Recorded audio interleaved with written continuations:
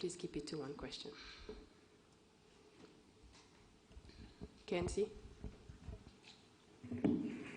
Thank you, Excellence. My name is Kakoza Mwiza Charles, commonly known as KNC. I work for TV and Radio 1. My question, DRC government rejected or refused to put into place the commitments, Washington commitments of June 27th. And recently we heard that you may meet with Congress President in the USA. If true, what should we expect regarding the Eastern Democratic Republic of Congo peace and Rwanda in particular? Thank you, sir. Well, I'm sure you are familiar with these stories where people may say one thing and do a different thing altogether.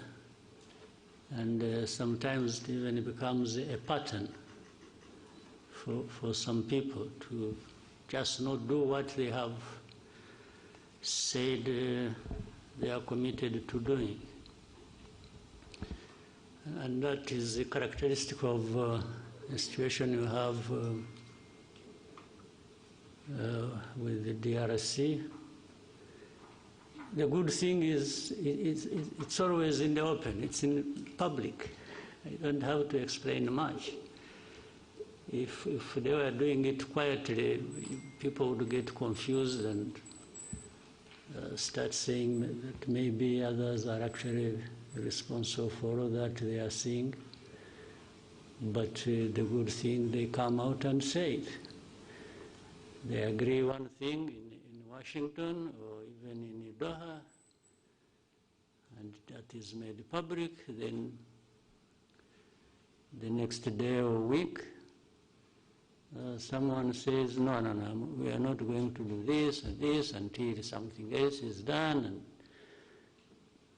even when what they are referring to has also been under discussion. And whether in your mind you agreed or not, what has come out of you, if it's on record, you definitely have a problem explaining why you would agree one thing in the room, and then when you are out in speaking to the media or to whoever, you say a completely different thing, or even renege on what you actually said you are going to do. So that is one part of it. But somehow we've been limping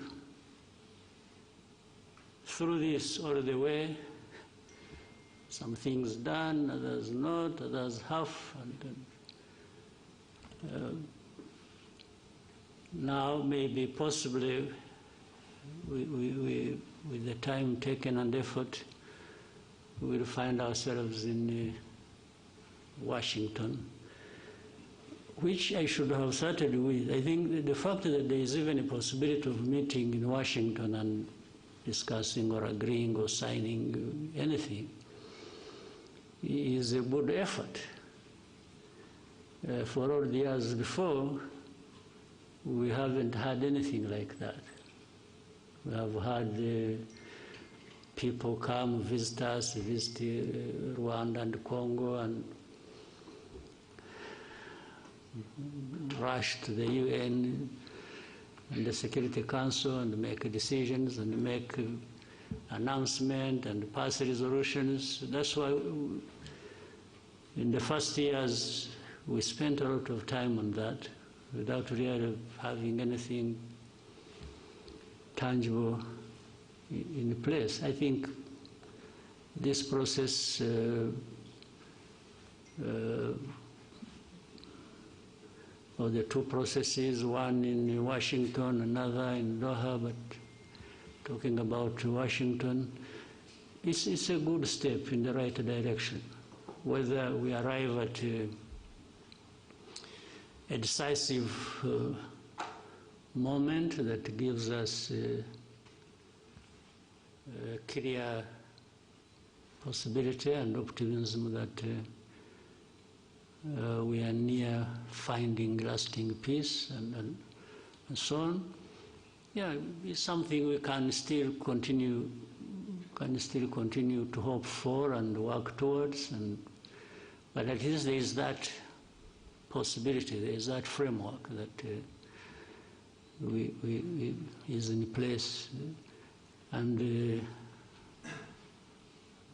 Trump administration seems to have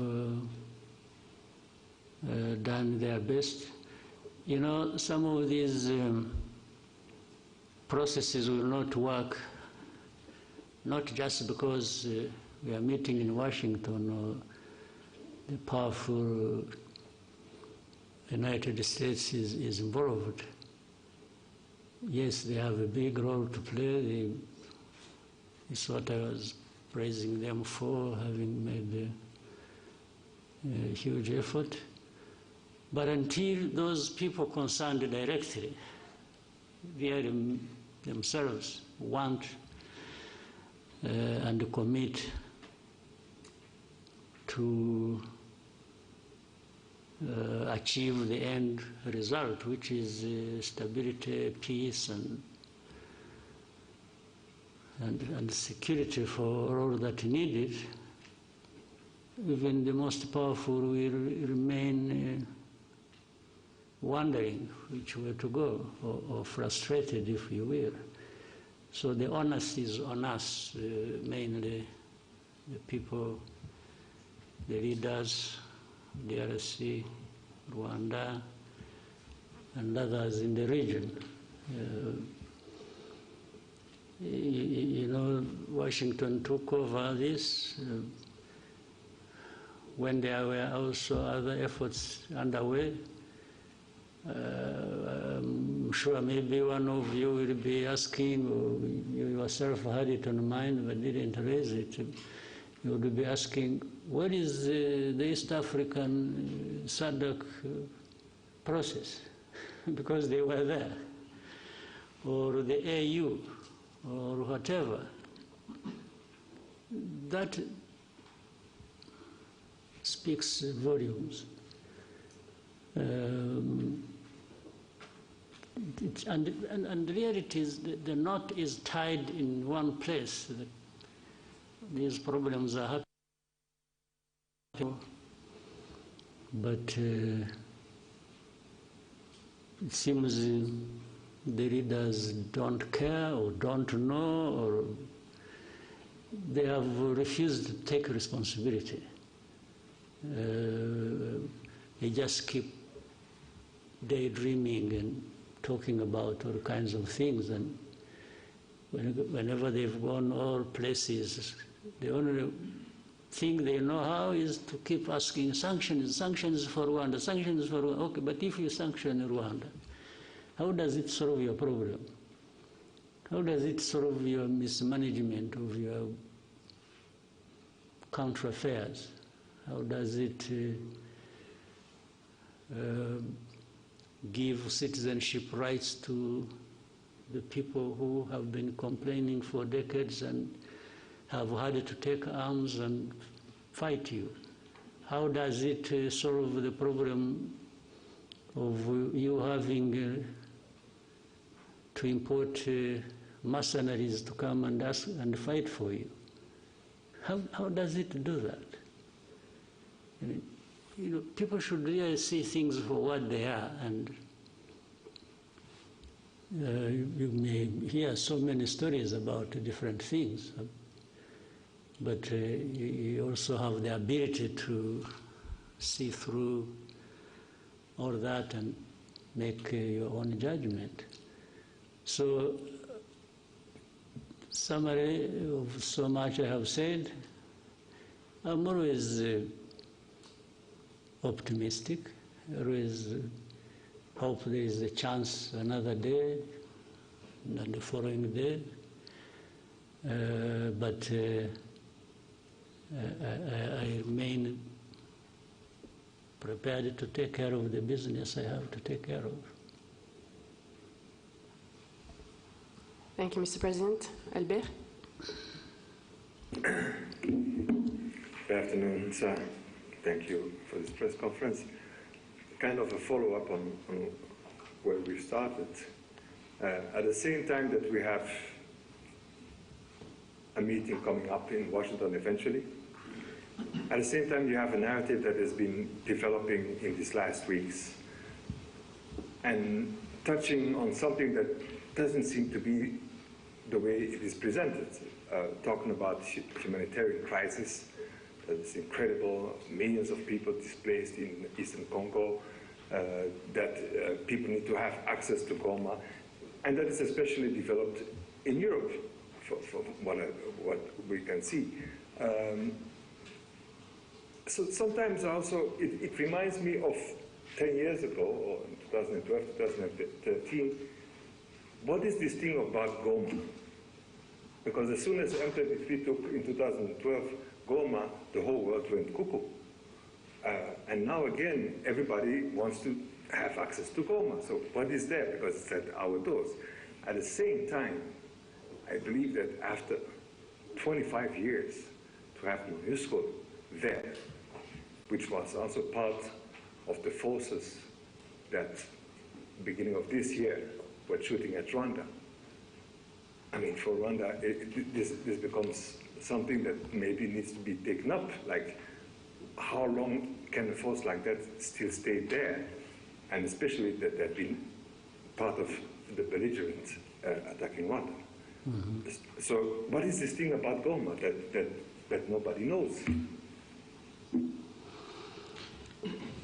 Well, Goma is near a volcano, which sometimes erupts, and so maybe that seems to be the factual thing about Goma. The rest are just stories.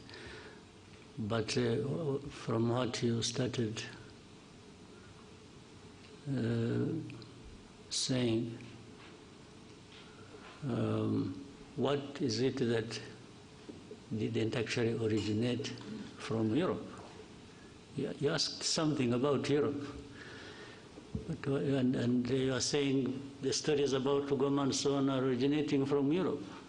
But what is it that didn't originate from Europe about this story or about this problem? If you look at the whole history and the old history, but even the recent history, you have had Europe always in the mix of things in and between our countries, and even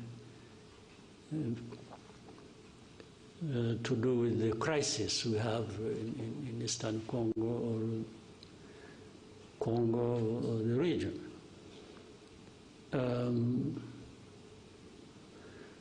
For about Goma, I don't fully understand. And talking about humanitarian crisis, yes, there is suffering. There is no question about it. But actually, it seems there was more suffering before the crisis, or at the beginning of it. As of today, maybe less than. But to talk about humanitarian crisis so much is to find an entry point, an easy entry point into that crisis, and then shaping it the way some people want, given how they have been relating to this history I'm talking about all along before.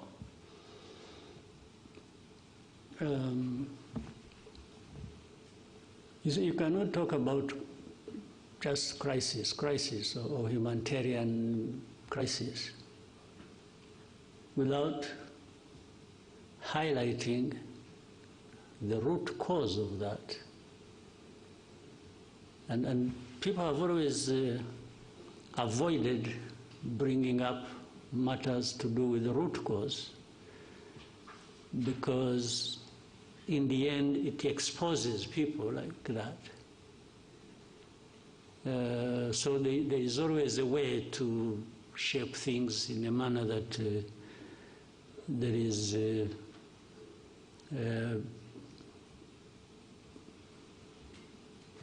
effort to protect themselves, the people I'm talking about. And is it a new crisis in Eastern Congo or in Goma or around Goma? You remember this crisis, I have said this before, and you have heard it even from other people, or you know it yourselves. This crisis was there in 2012, came back 10 years later. Why can't people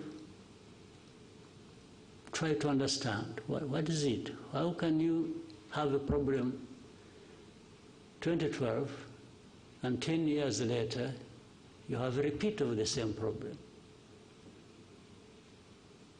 It means, but yet for those 10 years we had this international presence, and many years before that, supposedly to address these problems. So much money spent, so many people involved, people losing their lives in big numbers, refugees, people displaced, and but life goes on like that until we are visited by the same problem, and then we start running around like this is a new thing. I mean, the amount of hypocrisy and even double standards and real insensitivity of some of these powers that we know, who are associated with the cause of these problems, or who accompany the crisis in a way they have chosen, and in the end they are the ones making so much noise about, they look like they are really hurt by the suffering of people. These are people touched and offended by people suffering. But this is just trash of pretense. If you are like that, you have heard people talk about values, you see our values, blah, blah, blah, but it's a lot of nonsense. If you have the power of everything, whether political, money, or whatever, and then every day you're talking about values and so on and so forth, and even want to teach others how to respect values, yet you are the cause of the suffering, and you are the cause of the perpetuation of that. What kind of pretense is this? And you can't just... So when you see these people, coming out with a lot of anger on this and talking about, you see us, you've made a mistake, we are going to do this.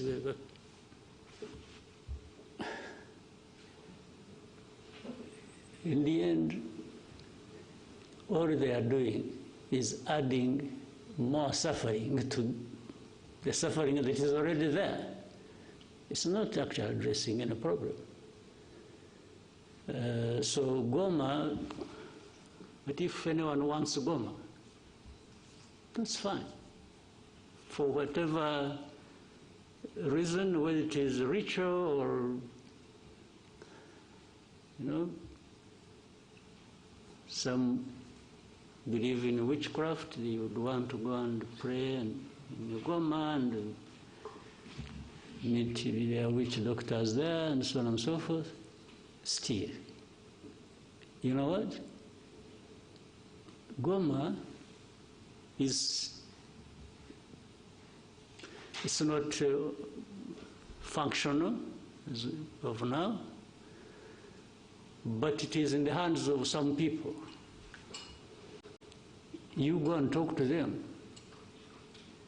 But if I were the one, now let me be myself, let me tell you a story. If I were the one, you come and I'm the one controlling Goma, and you come to say, I want to use Goma. I say, fine. But these are conditions. Goma is part of my problems that I face with the government. And now it is in my hands. I will not give it to you until you show me, alongside that, how you address my problems. Well, I may sound speaking for these guys, but I'm just reasoning. If I were the one, you want Goma, you want Kavumu, or Bukavu, or you want the whole of Eastern Congo back, fine. I have no problem with that. It will only come with you addressing my problems. Yeah, you understand? In my long history, in my judgment, that is what I learned over so many years of fighting for my rights and for, you know, people have, they sacrifice, they do what, but unless they have no reason they are sacrificing, that's a different issue. But if they are, everything should be put together. You want this, I'll give it to you. I have no problem.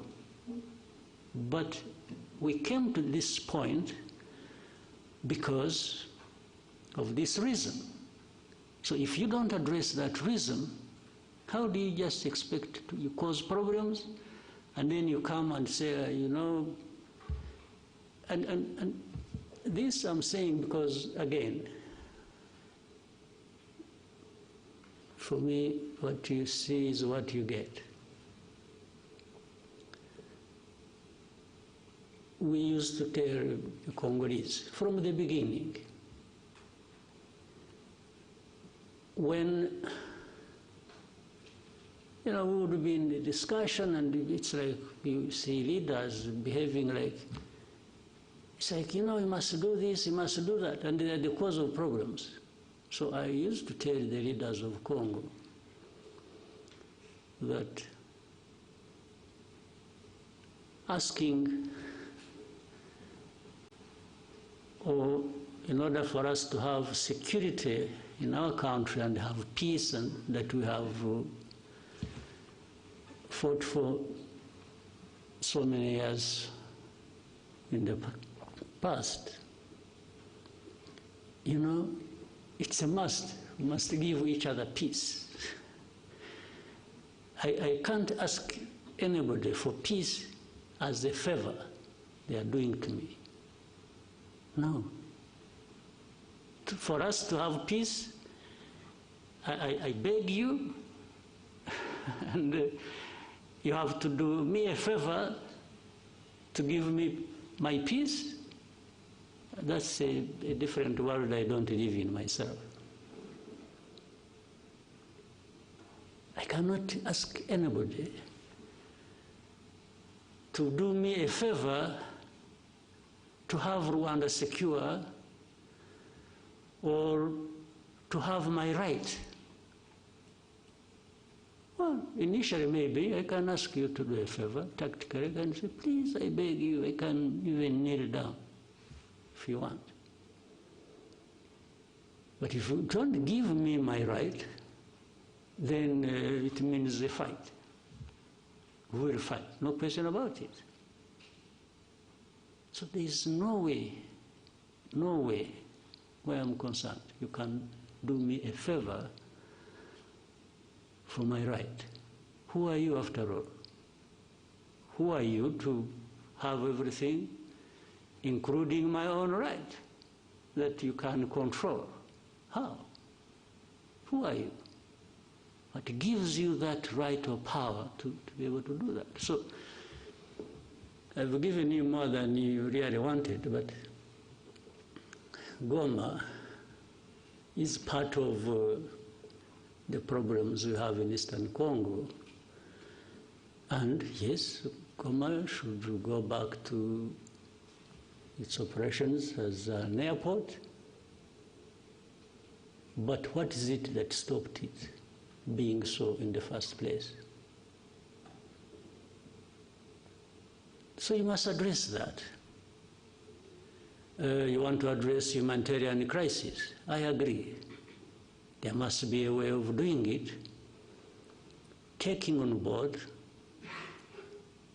the fact that there is what is causing the humanitarian crisis, and that must be addressed. Right? So, anything else about Goma?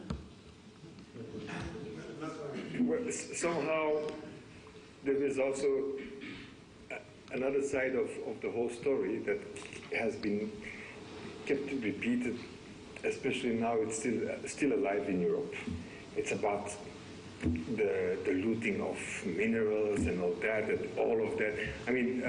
Again, that is nonsense. Exactly. They looted minerals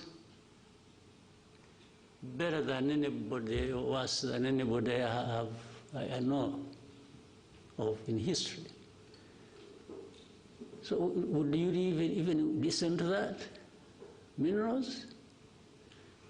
Minerals, they sell minerals in, what is it? In Antwerp, in where is? Antwerp. Diamonds. Diamonds. But there are no Do they produce diamonds? Or they have gold, bullions they took long ago and they are adding more? Do they have a lot of gold? Do they have gold mines? These Europeans? They take it, okay. To make their case even simpler or less than it is, they may even say, no, but the gold or the diamonds or whatever we have is brought by legitimate people, okay? Do you believe that? But that legitimate, when they are there, they are the legitimate ones. So, but this whole thing, why do you think, by the way, there is something to do with there is an MOU actually we're supposed to be having with Europe, which involves, I think, and a lot has been worked on about traceability and so on and so forth, okay?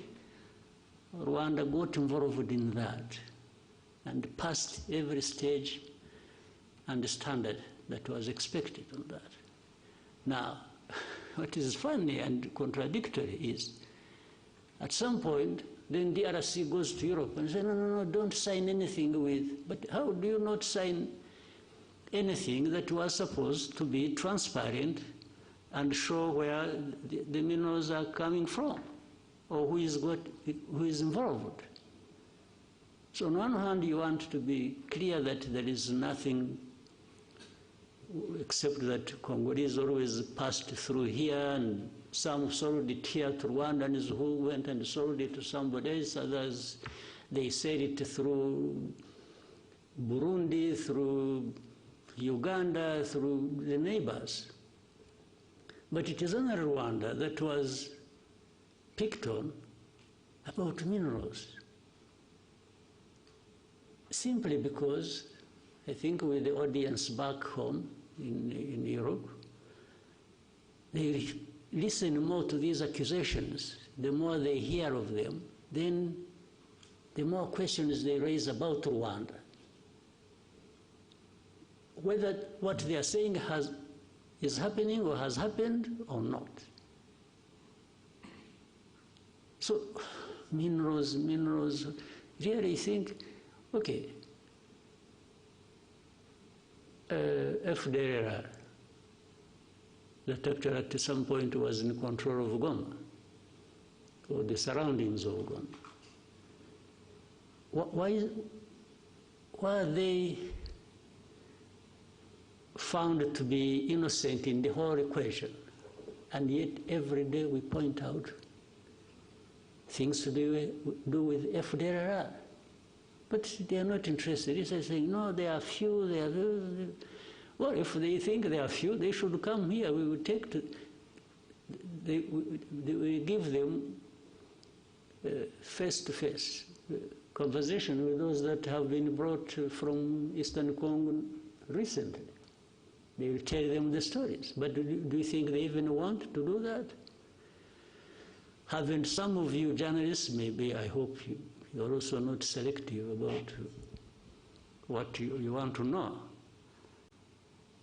Haven't you asked to go and meet these people who have been brought from Congo, the FDLR, to tell you their stories that show you how they are so embedded and intertwined with the Congolese forces and other systems of government?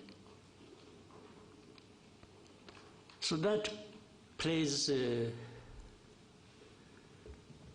behind the scenes role, and you don't see it at the forefront being talked about. In fact, some of these FDLR have been doing mining in Eastern Congo. Where do they take their minerals? Maybe those are the minerals that end up in Europe, but they would rather hold Rwanda responsible based on the stories around minerals. What sense does it make? You know, don't... sometimes we overrate people. We overrate them in a sense. We think they have, when it has been said by Europeans or by this, then it must be true. But these are the things they get involved in. Petty things. And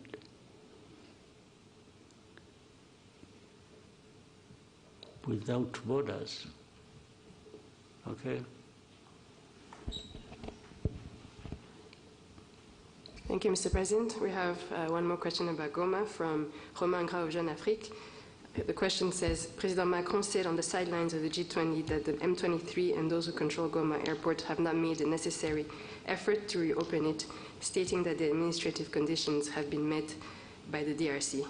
What steps need to be taken to achieve progress on the airport issue? Well, I don't know what is being referred to as the government of DRC having met what? I don't understand.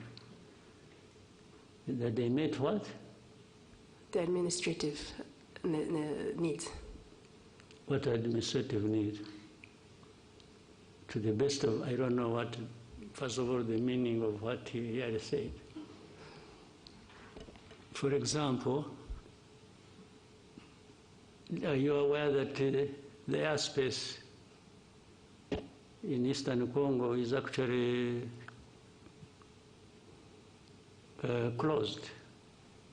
You can't overfly, have people flying from wherever, whether South Africa or going there.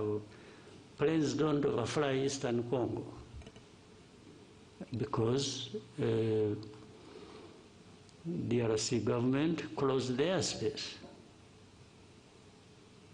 Now you want to open an airport in a closed airspace, and you say somebody has met the standards, administrative standards. I don't understand the meaning of it. Second, those M23 and others who control what? Who control them? You mean M23 who control, or M23 and others? And those who control. Ah, okay.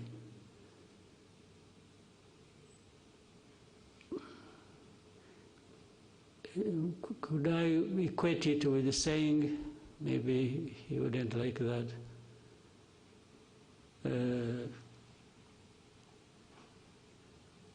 the government of DRC, the FARDC, and FDLR. FDLR actually has a big control in that area. They are being fought every day by the M23, even before those who control the airport come in. So would President Macron wish to say something about FDLR? I don't think so. You know the reason? There is a whole story about FDLR and those others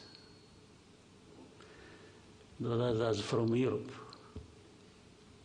who talk about the airport,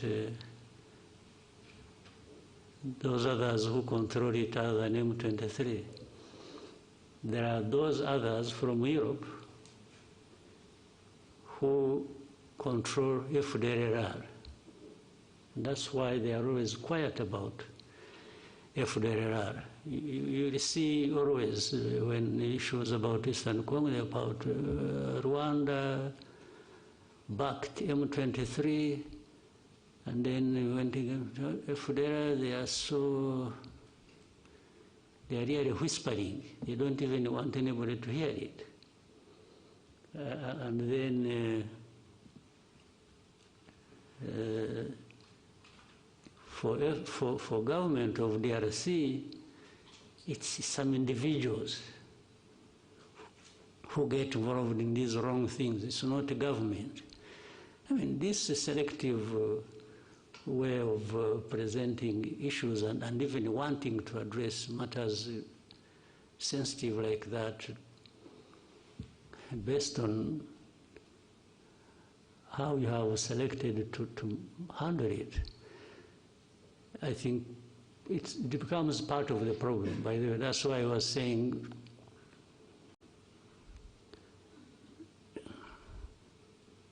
those others, other than those who control the airport, but from Europe, have been part of this problem as of origin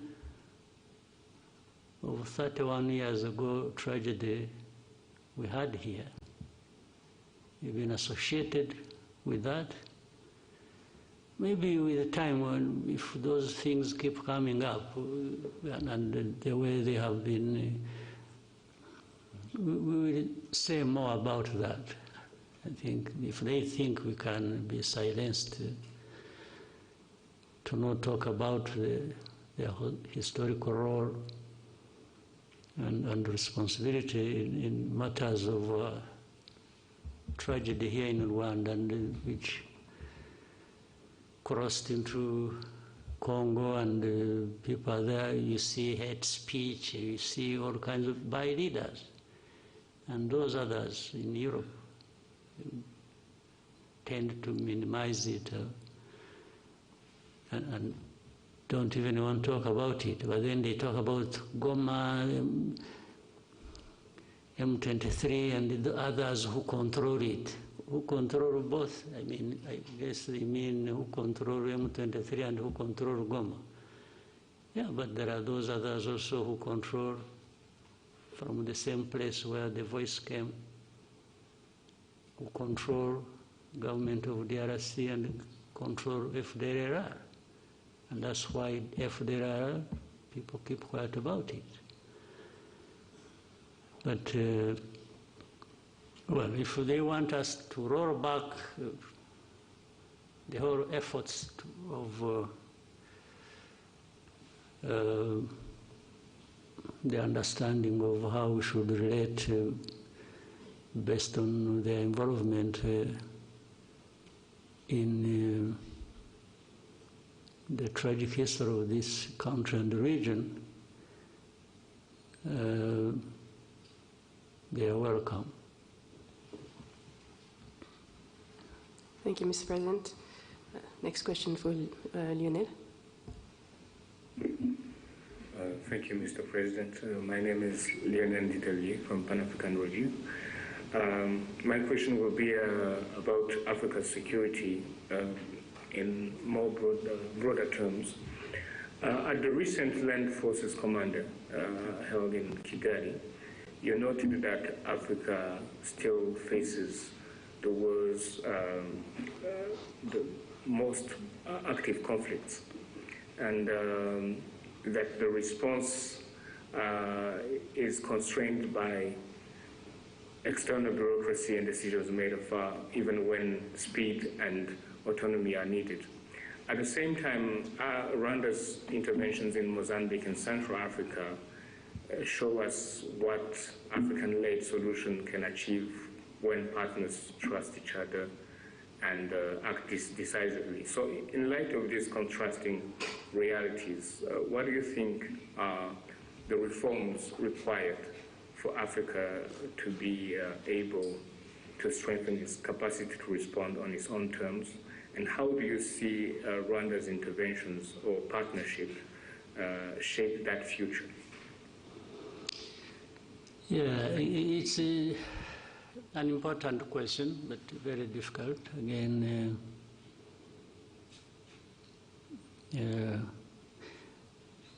I think if I remember the saying, you can take horses to the well to drink water, but you can't force them to drink.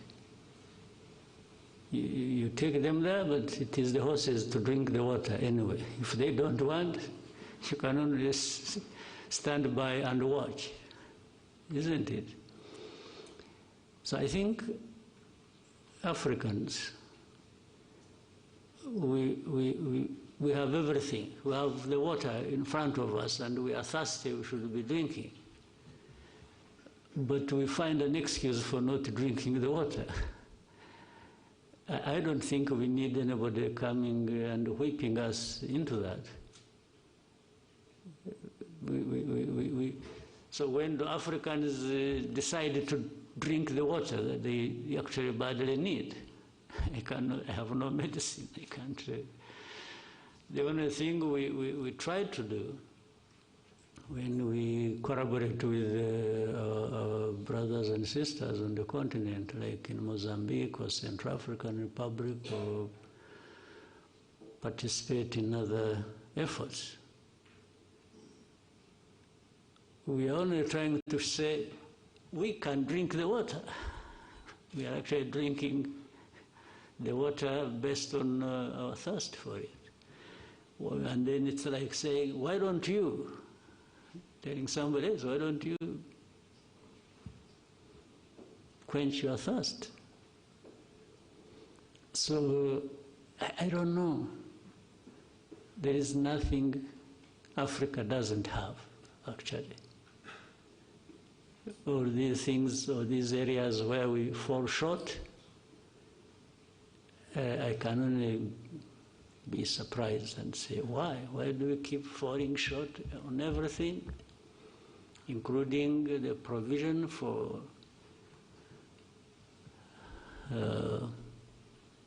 security for our people? when we have the people, we have the resources, we have the knowledge, we have... what is it that Africa doesn't have? Tell me. We have good weather, maybe that's what spoils you. We have... what don't we have? Numbers, we have 1.4 billion people on our continent. So what do we want? No? What else do we want? Or what do we lack? So that is, it's a pathetic situation. Yeah. I don't think I have helped you to understand what you can do, but not for lack of trying. Yeah. Thank you, Mr. President. We'll take one question and then go to break from Anangwe. Thank you, Mr. President. Eugene. Maybe why don't we continue a little bit, then maybe another 15 minutes and then take a break. Eugene Anangwe, we're CEO, founder, East Africa Media Group, and the Africa Leadership and Dialogue Institute. Mr. President, my question is on leadership. And I listened to you keenly at the recent Unity Club forum, where you challenged Rwandan leaders to reflect on what's holding Africa back. And I remember you talking about feeling that this is linked to leaders who pursue individual gains.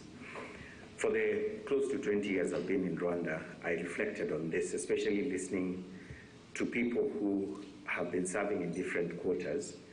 And when someone tells them, "Nukomeza gucho, urisanga kuri yellow paper," and they say, "Reka, reka, reka, reka, reka."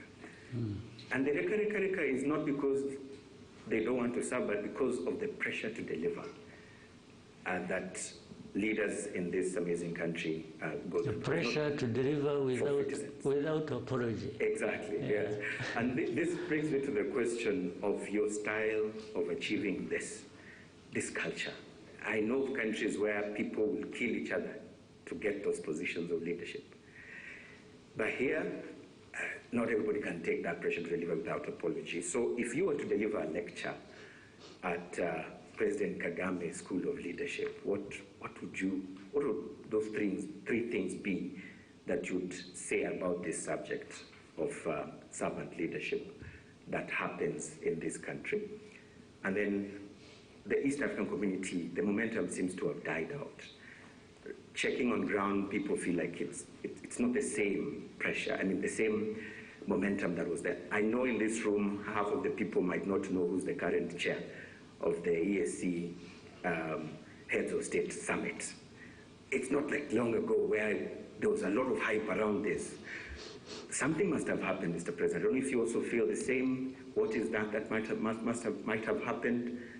And what do we need to do to be able to bring back that momentum that we had about this fastest growing regional economic bloc? Thank you. Well, to start with the last, I think you hire different people. You hire different leaders and see if they can. But leadership is a broad subject and always discussed in every corner and part of the world. It doesn't mean one thing.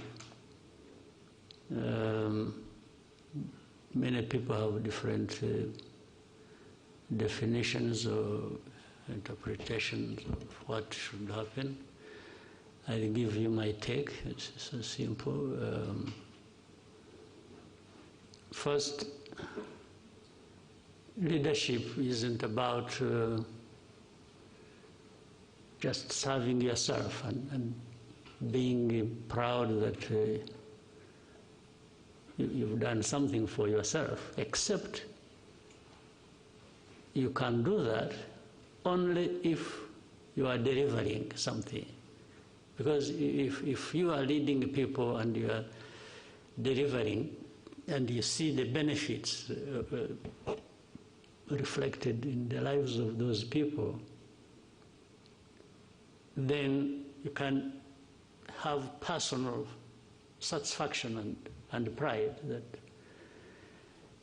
So this is different from what I started by saying, if you lead and you're so much involved in what you can do to benefit yourself, that's the opposite. I can only serve to benefit myself by being satisfied that my role as a leader is benefiting those I lead. Well, but that then becomes the theory, the broader theory or philosophy of leadership. But we also know that more importantly, there is the practice of it, the real tangible results you can see and hear from people. That makes the biggest difference. So with that understanding, which I think many people have, the rest becomes a choice of how you are going to live your life and the purpose of any service or leadership role you may be playing.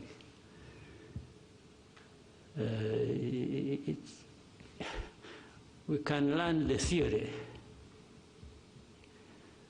but in the end, the practice is ours. Yes, you can study and have degrees bestowed upon you about leadership, and you can be an expert and be there actually teaching leadership, and everybody moves out of the room energized and feeling on top of the world. But the moment you step out of the door, the choice is yours. How you use that energy to fulfill the obligations that the theory was talking about.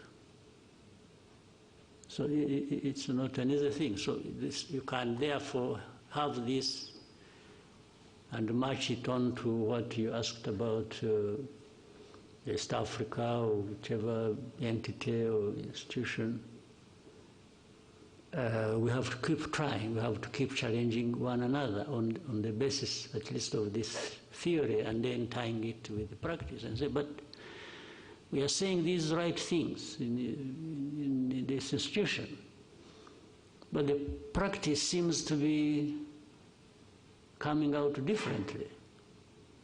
So you have to agree that's how issues of accountability come in, because people they understand the theory but have failed on the practice, and they are causing damage to those they lead. And therefore, that's when you say, if you are found to be doing this and you run into this and you're causing suffering, then measures should be taken. By doing it intensively, I think you reduce on the damage that is caused by bad leadership. So, as you said, at a personal level, I also confess, I tell you, I have no apologies to make for. And then I tell my people, you know it very well. I have said, by the way, when you get tired of me, get rid of me. I'll walk away without any, I'll not fight back. If people say, no, you're becoming too much, insisting, both, too much is not just in time.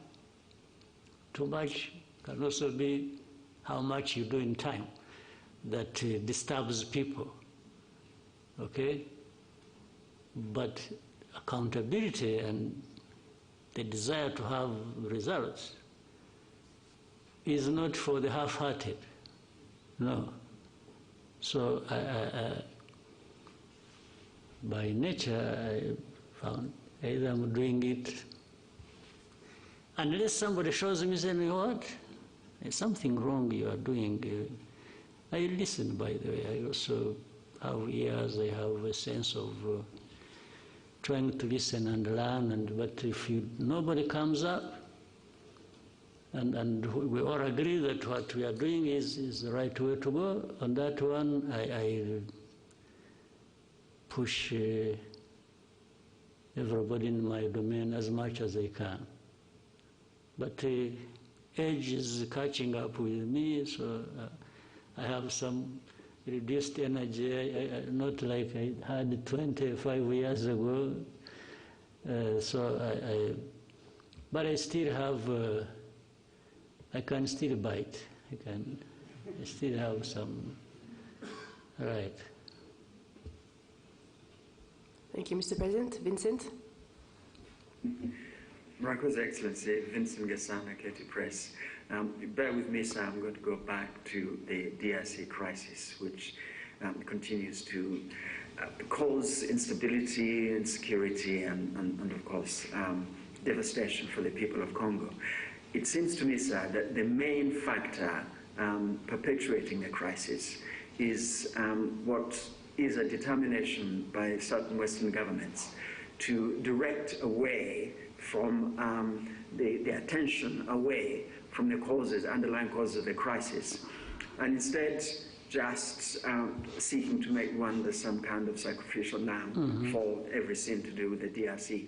Now, I appreciate, sir, that Rwanda does not have the power or the influence of these nations, but it is nonetheless a sovereign nation, a sovereign member of the United Nations, African Union, and other similar bodies. I wonder if there are any mechanisms within these bodies where Rwanda can table motions to hold these governments to account, not just to give Rwanda respite, but most importantly, really, for the sake of the people of Congo who suffer the most from what is a profoundly egregious cynicism which this government seem to think works in their interest. Thank you very much. Yeah, again, it's, I can say we are trying, and we'll keep trying.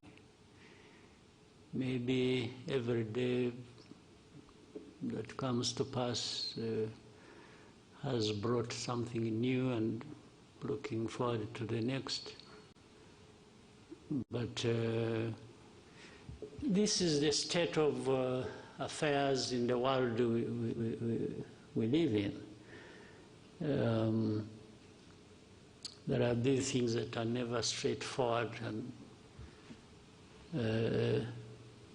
much as we may deny it and keep running away from it, it's that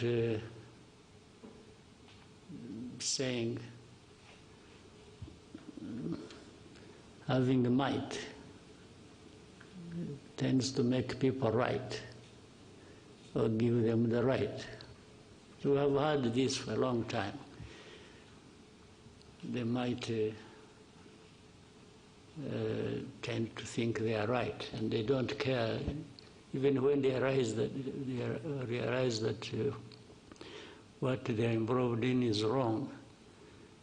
But as long as it benefits them one way or the other, they will take that direction. They don't care about you, and especially when it comes to we Africans who are even ready to accept it. It's like Africans, we are happily exploited. We tend to, be so subservient that somebody does wrong to you, and the tendency is for the Africans to be the ones to apologize. You get offended, you get hurt, then you are the one to apologize. And really I can't keep blaming somebody else other than ourselves. Why do we? So, but we can't keep quiet. We always raise these issues. I'm sure there are many who are capable of doing that and who want to do that. We all can't be silent in this case. So while our power is limited, it's not like theirs. One, we have to reject it, that we can't just be treated the way we are. The second is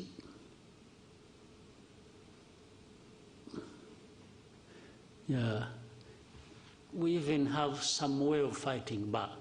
Fighting back includes to keep exposing the truth about all these lies and the suffering that is brought upon us, we Africans. Of course, that requires you have to have people who are like that, but then above all, you have to have a coordinated effort. That's why there is always a search for Africans. You are talking about, you are from Pan-African something. Yeah, the Pan-African means really working together, finding like minds to, and not accepting that we can, whether at individual level or at a collective level, we just have to. So there is always a moment, there is always a chance, there is always a place where even speaking up and speaking out makes a difference. That's what we have to do. And knowing that most of these crises, actually, when you look a bit underneath, there are things like this. We are talking about Congo a while ago. There's nothing between Rwanda and Congo and the conflict thereof. There's nothing that is just Congo and Rwanda. Underneath, there is a volcano, yes, that you have to contend with. There are these external factors and actors and forces that are operating. So the moment you are conscious of that and keep finding ways to minimize the damage it causes, I think the better. Mr. President, we'll take one more question coming in from William Wallace of Financial Times. He's asking what is causing the delays to the Washington summit with DRC. If it does go ahead next month, how confident are you in a peace that sticks? Yeah, that's almost like another question I answered earlier, but what is delaying, I can assure you, does not come from or related to Rwanda. That's I want to confirm that. It comes from somewhere else. I don't know, maybe the one who asked the question can keep trying to investigate, but nothing originates from Rwanda. But the question I answered earlier is, I mean, people, we have had so many meetings, our delegations have met in Washington, and there is also, I keep bringing back Doha, there is Doha, but they discuss, they are near agreeing something, or sometimes they agree something, and then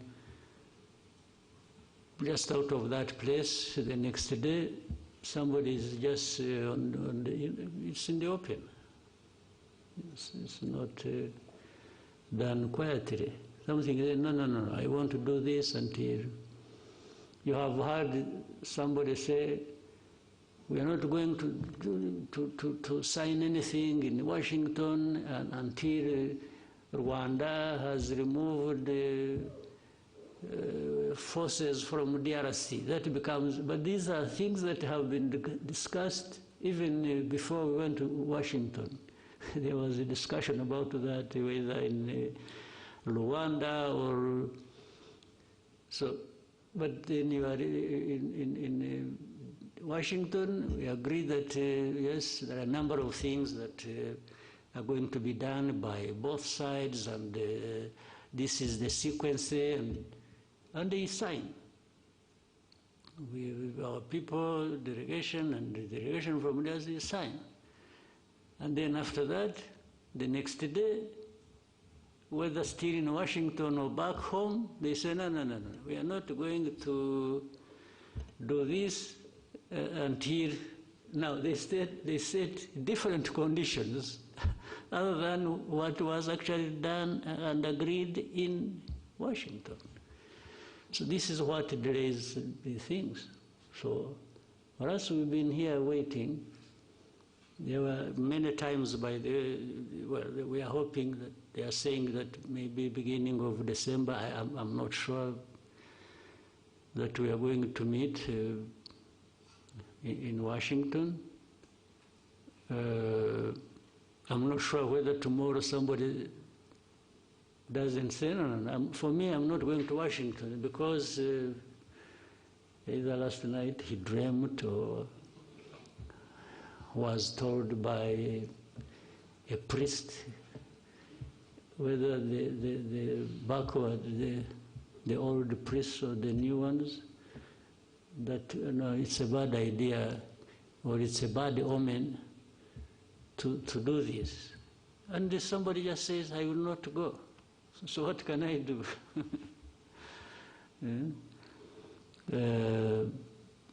But we are still hopeful that maybe because those bringing us together maybe have some power to move things, but at least for sure they have the intention. So we will wait and keep hoping that it's not just about a trip to Washington, it's about making steps towards finding an agreement that can help us start a process that will bring peace to our region and to our countries. Thank you, Mr. President. We'll now take a 15-minute break and come back. Maybe 15 minutes or even 10, and then we... But you forced me into a break. I welcome it, and I welcome it anyhow.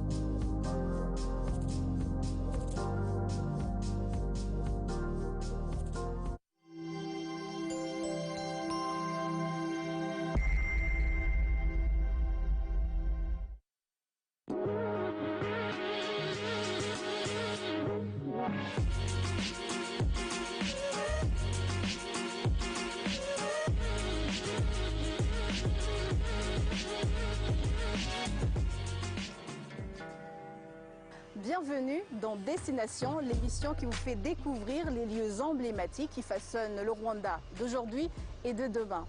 Aujourd'hui, nous posons nos caméras au cœur de Kigali, devant un bâtiment qui est devenu l'un des symboles architecturaux les plus puissants du pays, le Kigali Convention Center.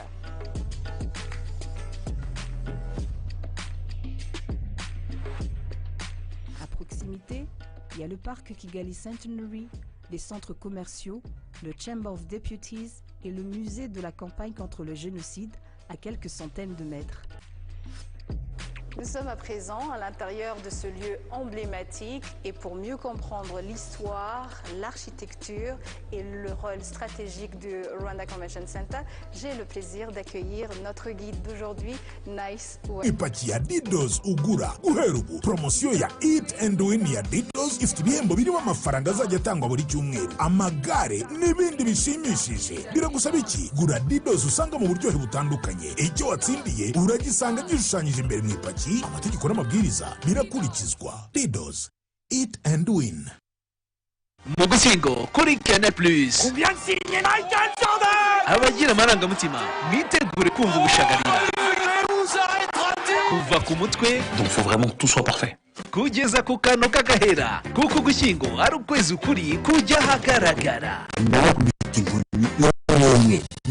Nziza. Dora gashya kubifuza kuva mu buyobe. Dekoderi ya Canal+ yashyizwe ku 3,000 ukagura na abonema y'ikaze y'amezi 2 mbumbe na installation y'5,000. Mukiri usanzwe gura abonema usanzwe ugura maze wabwa iminsi 30 ureba amasheni yose ya Canal+ na ya DSTV. Kinshasa umutwe wa Ventura aramukiye mu Rwanda n'abarwanyi ba Zerendo ahitwa Kibati muri groupe mayobera cyo muri Kivu Amajyaruguru. Ikinyamakuru Activité kinaswe haramutse bumvikana urusaku rw'intwaro zoroshye n'iziremereye ndetse makuru yavuze ko Zerendo bari babyutse barasa ku indiro bya Ventura biri hafi ya Kashebere. Hagati ariko mu kiganiro itangazamakuru cyo ku gatatu cyabereye Igoma, Ventura yamaganye bikomeje gutangazwa n'ubutegetsi bw'i Kinshasa, ishimangira ko nta bikorwa byihutirwa by'ubutabazi bikenewe mu turere twabohowe. Ivuga ko ubwo ikibazo nyacyo kiri mu turere tugenzurwa n'ubutegetsi bwa Kinshasa. Bane mu bayobozi bakuru buri mutwe, Fani Kayembe mu rwego rushinzwe imari, Chantal Murekatete umujyanama wa guverineri wa Kivu Amajyaruguru, Fredy Ndongozi umujyanama wa guverineri wa Kivu Amajyepfo na Lawrence Kanyuka kuvugiriye umutwe batanze raporo yo kuvuguruza ishyigikiwe n'imibare ivuguruza mu buryo butaziguye. Raporo yatanzwe na Kinshasa F7 tuje twabowe ntabwo turi mu bibazo. Ni Kinshasa yitwaza imvugo y'ubutabazi muri gahunda yabo bwite ya politike. Kinshasa yimba ikibazo, abayobozi b'umutwe baramagana amakuru yo guca igikuba nkana aturuka Kinshasa agamije gukomeza kugaragaza ko hakenewe ibikorwa by'ubutabazi byihutirwa mu nyungu zabo za politike, cyane ku bijyanye n'imicungire y'ibigo by'imari cy'ubuhinzi y'indege cya Goma. Ku bayobozi ba F7 izivuga ngo ntabwo zishingiye ku kuri kuri tere cyangwa se ku makuru ubutabazi ahari. Ukuri kwagenzurwa mu kwerekana ko ubutabazi bugira kuba bugenewe ari umutekano ndetse n'urujya n'uruza mu bwisanzure bitandukanye bivuga n'ubutegetsi bwa Kinshasa.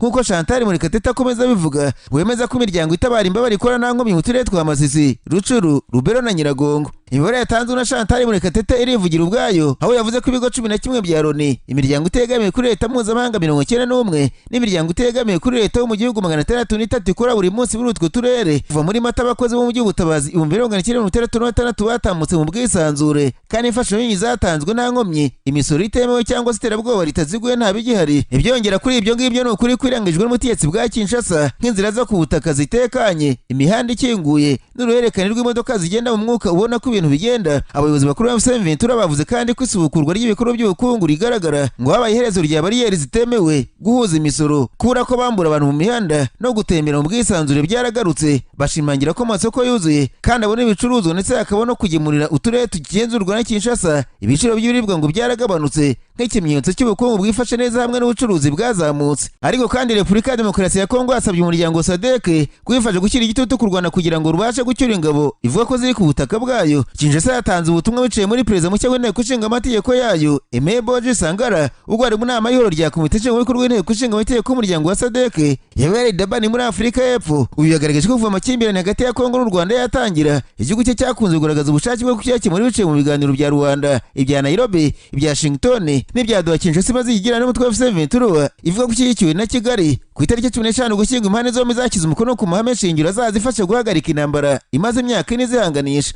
Boje yavuze ko nubwo habayeho isinywa ryari amahame agamije kugarura amahoro n'umutekano mu gihugu mu bice yise ko bigenzurwa n'ingabo z'u Rwanda zifatanyije M23 hakigaragaramo ibikorwa bihonyora uburenganzira bwa muntu. Ibyo yavuze ko biterwa no kuba u Rwanda rudashyira mu bikorwa ibyo rwiyemeje. Ati nubwo impande zombi zemeneje gutanga agahenge, ingabo z'u Rwanda na M23 ntibahagaritse ubwo bitero mu bice bizwi nko mu duce dukorerwa mu bucukuzi bw'amabuye y'agaciro. Ni ibintu twamagana buri munsi. Hejuru y'iryo tera ry'ingabo z'u Rwanda haza no gutwara amabuye y'agaciro mu burasirazuba bw'igihugu cyacu. Boje yavuze ko biri kubera mu burasirazuba bwa Kongo bisaba SADC ubushishozi bwinshi, asaba uyu muryango gufasha Kongo mu gushyira igitutu ku Rwanda. Ati ni ikibazo gisaba ubushishozi bwa SADC. Niba uyu munsi hari ibiganiro bya Washington ni ukubera ko u Rwanda rwanze kubariza ibyo rwari rwiyemeje. U Rwanda rwanze kwitabira inama yateguwe na perezida wa Angola wari umaze igihe kirekire akora kugira ngo tubone amahoro, ariko birangira perezida Kagame yanze kwitabira. Turasaba inteko ya SADC gukoresha ingufu zayo za diplomasi mu gushyira igitutu ku Rwanda kugira ngo rwubahirize ibyo rwiyemeje ndetse no gushyira mu bikorwa umwanzuro 2773 w'akanama k'amahoro k'umutekano ka Loni urusaba kuva ku butaka bwa Kongo nta mananiza. Kugeza u Rwanda ntirwemeza ko rufite ingabo ku butaka bwa Kongo, icyakora rwemeza ko rwafashe ingamba z'ubwirinzi mu rwego rwo kwirinda ko Kinshasa n'abafatanije baruhungabanyiriza umutekano. Minisitiri w'Ububanyi n'Amahanga w'u Rwanda Ambasaderi Vienne Nduhungirehe aherutse gushimangira ko ziriya ngamba zizavaho ari uko Kongo Kinshasa yamaze gusenya umutwe wa Jenoside wa FDLR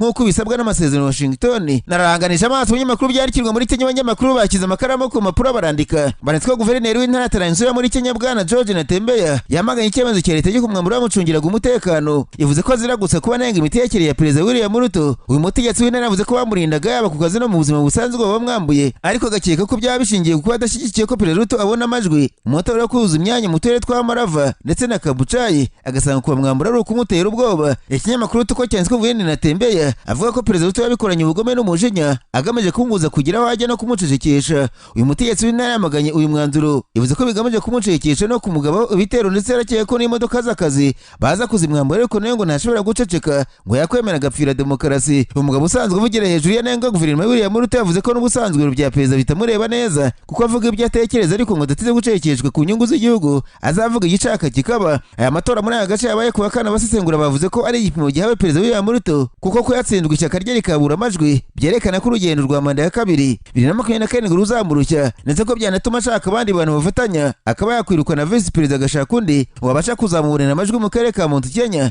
Perezida wa komisiyo y'amatora yavuze ko nta munyapolitiki ushobora kumukoresha muri aya matora kandi uko aza kuyitwaramo bizagaragaza isura y'uko azanayobora amatora ya 2027. Agaseke k'amakuru mu karere ngapfunikira muri Uganda, abanyamakuru bakozeje bamurino barandika banditswe icyamwe ry'abanyamategeko ba Uganda ryamaganye polisi ya Uganda yongeye ku rumbwa yifashije mu gucunga umutekano mu bikorwa byo gutatanya abarwanya ubutegetsi. Bavuze ko bihwanye n'itegeko nshinga imyaka 18 yari ishize abapolisi ba Uganda badakoresha imbwa mu kivunge cy'abantu kuko byagaragaje ko zikomeretsa abantu baje muri za mitingi z'amashyaka. Uyu muryango w'abanyamategeko wavuze ko Uganda igaruye amategeko y'igihe cy'ubukoloni kuko abakoloni bifashishaga imbwa bakazishumuriza abirabura zikabaruma bakiruka. Izi mbwa zicunga umutekano. Birava ko polisi ya Uganda yazishumurije abarwanashyaka ba NUP ishyaka rya Cyanguri Bataliyasi Bobo Wine. Kwa kabiri abapolisi bakoresheje imbwa zisaka mu kwiyamamaza kwa Bobo Wine, abanyamategeko bagasanga ibyakozwe ari ugushaka gutera mushyigikira ubwoba bw'uko bashumuriza imbwa. Ikinyamakuru Daily Monitor cyavuze ko bamwe mu bapolisi bakoresha izi mbwa bagaragaye bazishumuriza abarwanashyaka b'iri shyaka ritavuga rumwe na leta muri Uganda. Umuyobozi wungirije w'iri shyirahamwe yavuze ko ibyakozwe na polisi ya Uganda ari agahomo munwa, aho bashubije igihugu nyuma mu myumvire, aho abakoloni bakangishaga imbwa birabura bagamije kwimika igitugu. Uyu muyobozi ati kujyana imbwa muri za mitingi z'amashyaka ni ikimenyetso cy'iterabwoba no gushyira ku nkeke si ibintu abantu bakwiye gushyigikira. Iri shyirahamwe ryamaganye kandi ko abarwanashyaka ba NUP bafashwemo bagafungwa muri Kawempe mu mujyi wa Kampala kandi bigaragara ko nta cyaha cyakozwe bazira gusa gushyigikira uwo butegetsi budashaka. Abanyamategeko baramagana iterabwoba ry'ubutegetsi bagasaba ko gukoresha imbwa muri mitingi hagamijwe gutera ubwoba bashyigikiye cyaguranye ibihagarara kuko Uganda itagikolonijwe nubwo aravuga ko iri mu bukoloni bushya bw'umuryango wa Perezida Museveni.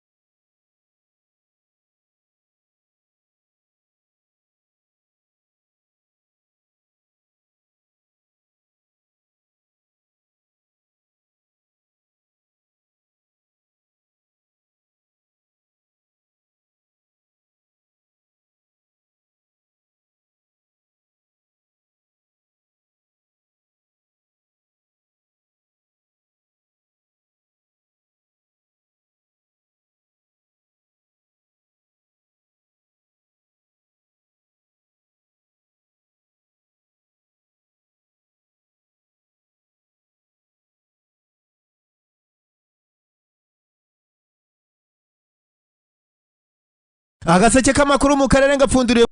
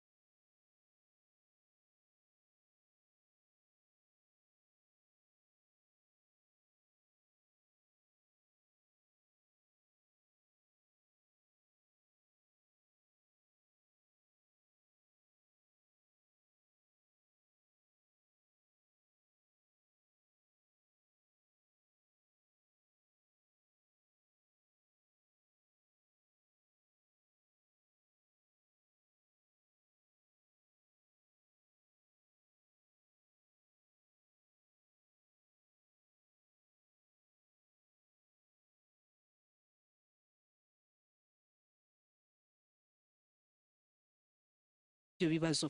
Muri iki gice cya mbere kandi cy'ikiganiro nyakubahwa Perezida wa Repubulika Paul Kagame yagiranye n'itangazamakuru hanagarutse ku ngingo yagutse y'umutekano w'umugabane wa Afurika, aho nyakubahwa Perezida wa Repubulika Paul Kagame yavuze ko Afurika ikwiriye kwishakamo ibisubizo mu gukemura mu buryo bwayo ibibazo uyu mugabane ifite. Avuga yuko umugabane wa Afurika ntacyo udafite cyatuma udakemura ibibazo by'uyu mugabane. Ku kibazo kandi yabajijwe ku bijyanye n'imiyoborere ye, nyakubahwa Perezida wa Repubulika Paul Kagame yagaragaje ko uruhare rw'umuyobozi rwakabaye rushingiye ku gufasha abaturage. Turakomeza n'igice cya kabiri mu ikiganiro nyakubahwa Perezida wa Repubulika agirana n'itangazamakuru.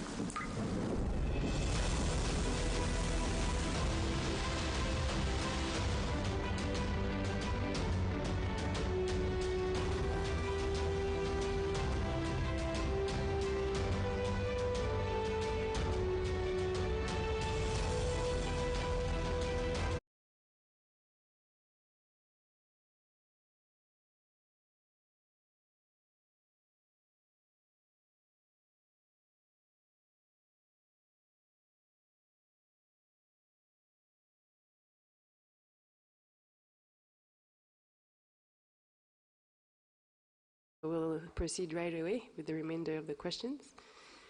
Let's start with Lacroix. Hello, Mr. President. Vivien Latour for the newspaper La Croix in France.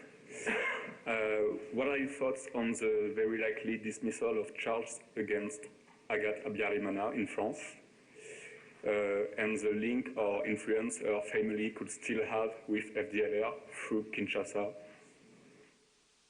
Thanks. These are some of the things I was saying, how the history, the facts thereof, sometimes they keep playing out back and forth and even leading to minimizing the identity and the effects and the real bad image of FDLR.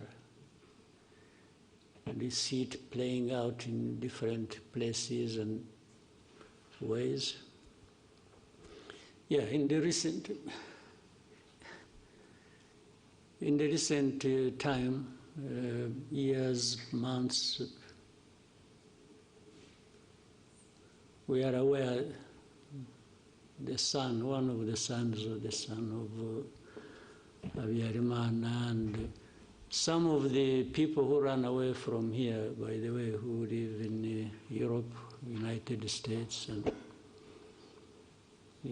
have been active on this agenda of FDLR, and they've been recruited, they are financed, they've been forming different things under the tutelage of the president of DRC, personally, not even, we follow, we see the visits, the many visits they pay to DRC government in Kinshasa, and we follow their activities. They are enabled to get involved in. There are even those who used to be the officials of government who ran away like 20 years ago, again because of association with FDLR or other activities to undermine the integrity and fail the government so that it doesn't move forward. So you can link these things. You see the FDLR being covered up by some authorities in Europe and elsewhere, then the family of Abiyarimana and individuals who were active in what happened in the tragedy, like his wife, and they are in the courts of law, the cases are treated the way those powers decide. And then those activities leading up to, and then in the end you have people saying, you know, if there are, how many people are they? You know, really it's like, for us who complain about, when we are complaining about FDLR, these genociders, actually it is not even complaining about them in isolation. They are strengthened, they are made effective by the association they have with, for example, the government in Kinshasa or some authorities in Europe, or who allow this to, and then in the end who openly play down this. So you can put all that together and form a picture of how manipulations and wrong things have been going on around this problem of FDLR, but also how that relates to what is happening in Eastern Congo or in Congo and the noises that are made after that. Then you see resolutions that the UN sort of not bothered about FDLR and not even bothered by those who support them and trying to distance and make them innocent, those who support them. So it is in that form that we see even that case, how it has evolved. It has something to do with all that. Next question from Theodore.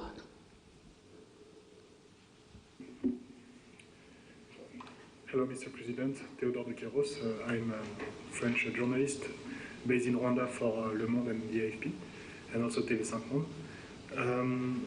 You spoke about association between FDLR and Kinshasa. Could you share us more information about the association? Do you have any clue of that? But also, can you help us to assess the FDLR threat in Eastern Congo in terms of number and firepower?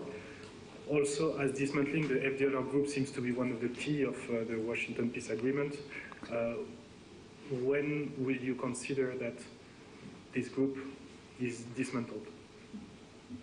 Thank you. Well, everything I have said, even here, about FDLR and those who they are associated with, explains that. I don't know whether I just have to repeat myself. In fact, I even talked about how there has been talk about numbers as a way of making it. The easiest way to give you numbers, if you operate here, maybe you should find time, they give you access, you talk to these people who have been captured and brought here among the leadership of FDLR, so that you talk to them directly. They give you. But again, the issue of numbers. By the way, I have seen that, for example, let me give you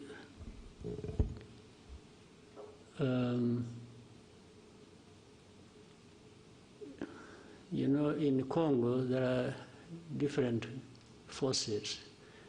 Let's say there are forces of Burundi, big numbers actually.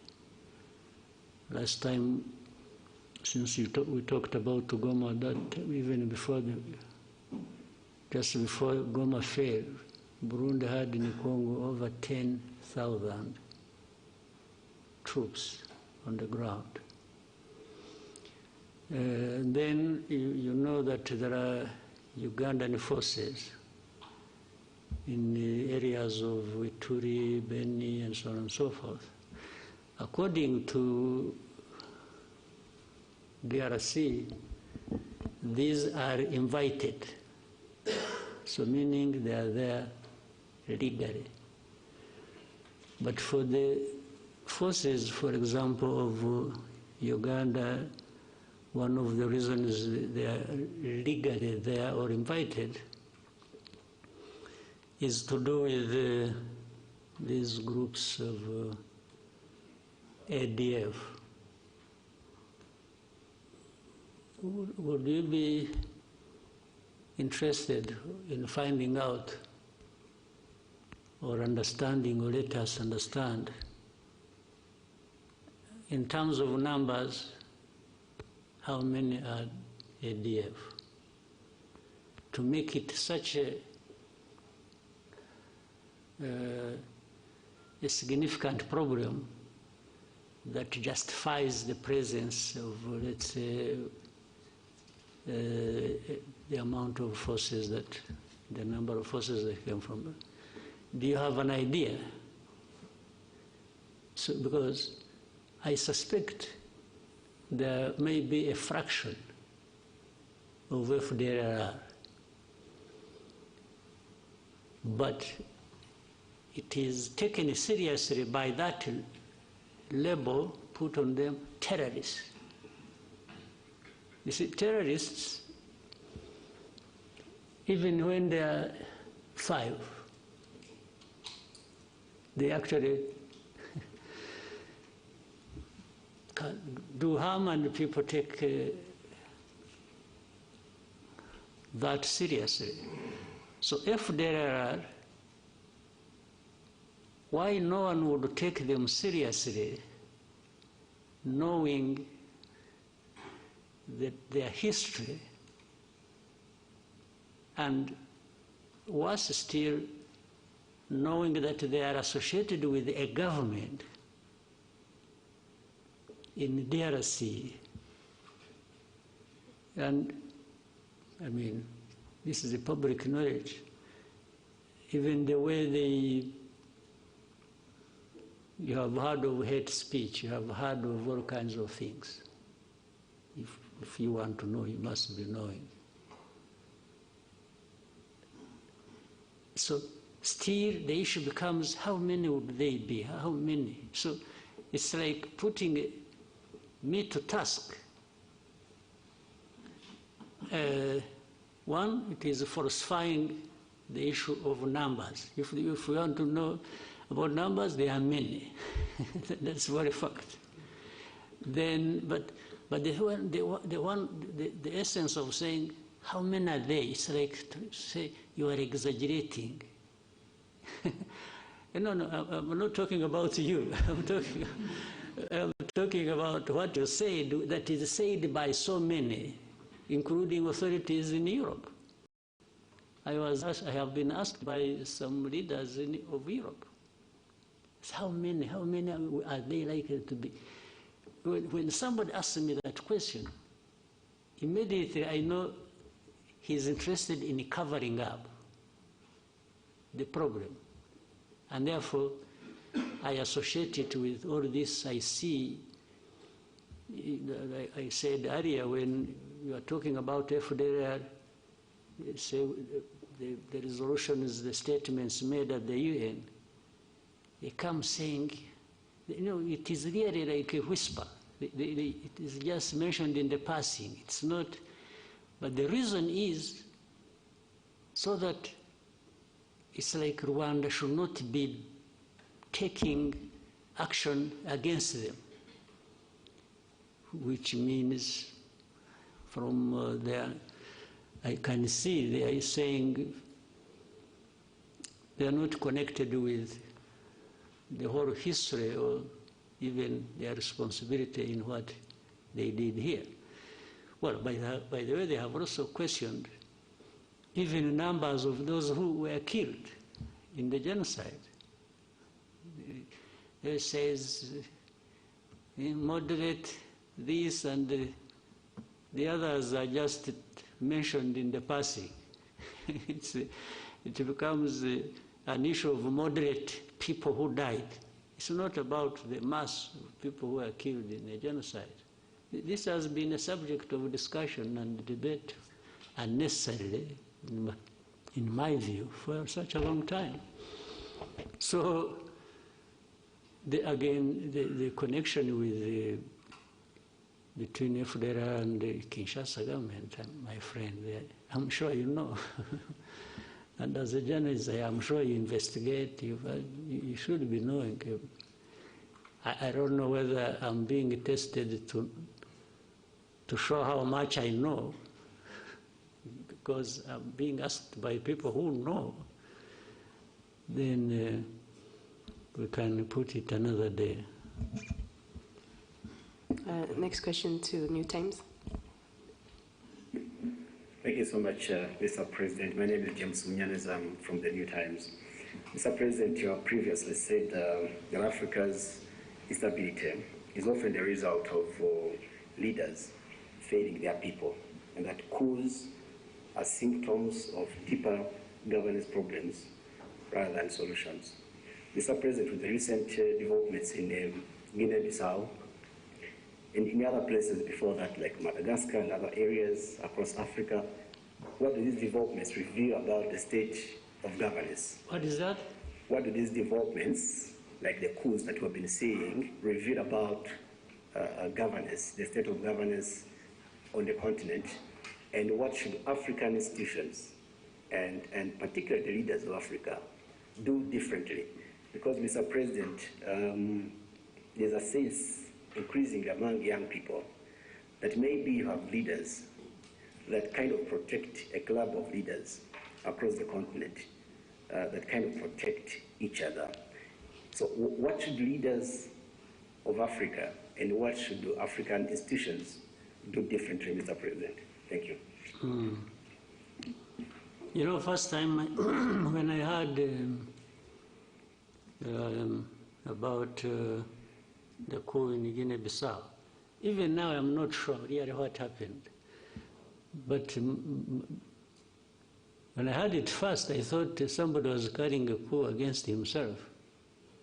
That was my first reaction. It didn't appear to me like there was a real coup taking place. Even now, I need some time to confirm. But let me assume it happened, or that in Madagascar happened. For sure it happened, because I think somebody's on the run and there's another one sitting there. To begin with, it means I'm vindicated in what I said that you referred to. And maybe we'll have more coups. And so be it. That is my approach to that question. If there are going to be more coups anywhere around the continent, so be it. Because I also believe, true, where coups are taking place, there must be something wrong that has been happening, even all along. You can assume, you can read stories, you can see and appreciate and like something, but once there is a coup, maybe 90% plus, it means in that place there has been a problem people have been not talking about or covering up or something. Now, I don't know whether you want again my opinion, which I have.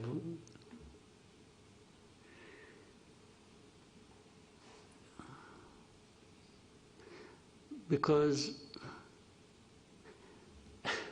what is interesting, some of these coups are happening in a place where these, they are happening in places where these people who make judgment about us, the West, have been praising leaders. Okay? These coups only happen to tell these people you've been telling lies. Tell me, and maybe you can think about it and investigate and find out later, you'll tell me later.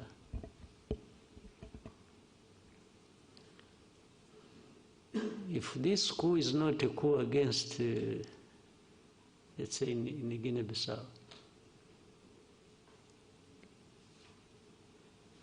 what do you know about Guinea-Bissau that tells you, you know what? Such a coup should not have happened. What is it? Because, or even go to Madagascar and tell me, you know, the way I know Madagascar, the way I've seen, why should the coup have happened?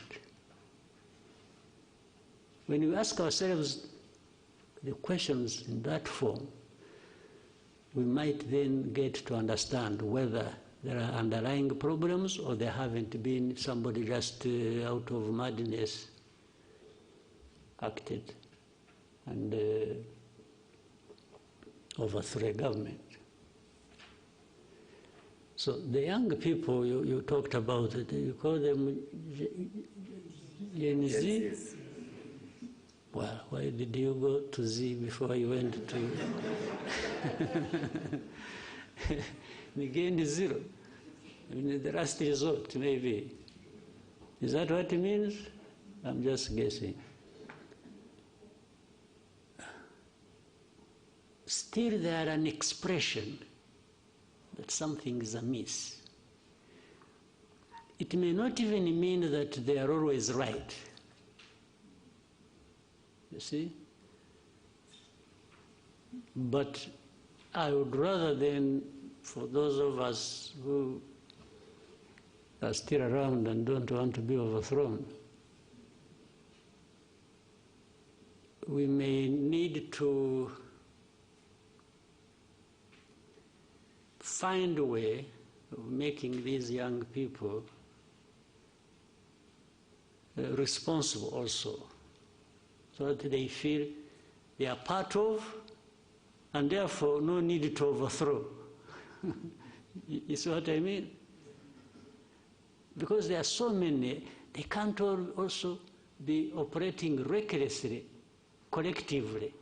Maybe some hot heads among them can mobilize others, but still to move the whole mass to do something. So before they do that, it's our responsibility maybe to do something so that they have no need to do that. Because where does it end up anyway? I haven't had, except in a very distant place, but also differently. I haven't had any of these ones go through that process and becomes the leader. So they always end somehow, maybe for another year, for another term, okay? There is a way to do things and to have a conversation in a manner that they become part of. And they become part of, if a country, because countries have problems, mine has problems. And people necessarily do not get everything they want, because there are real problems that people say, this country, if I use my example, wouldn't have everything as they wish to have it. But it is my duty, and for those other leaders of this country, to be out there transparently explaining to people why there are these problems,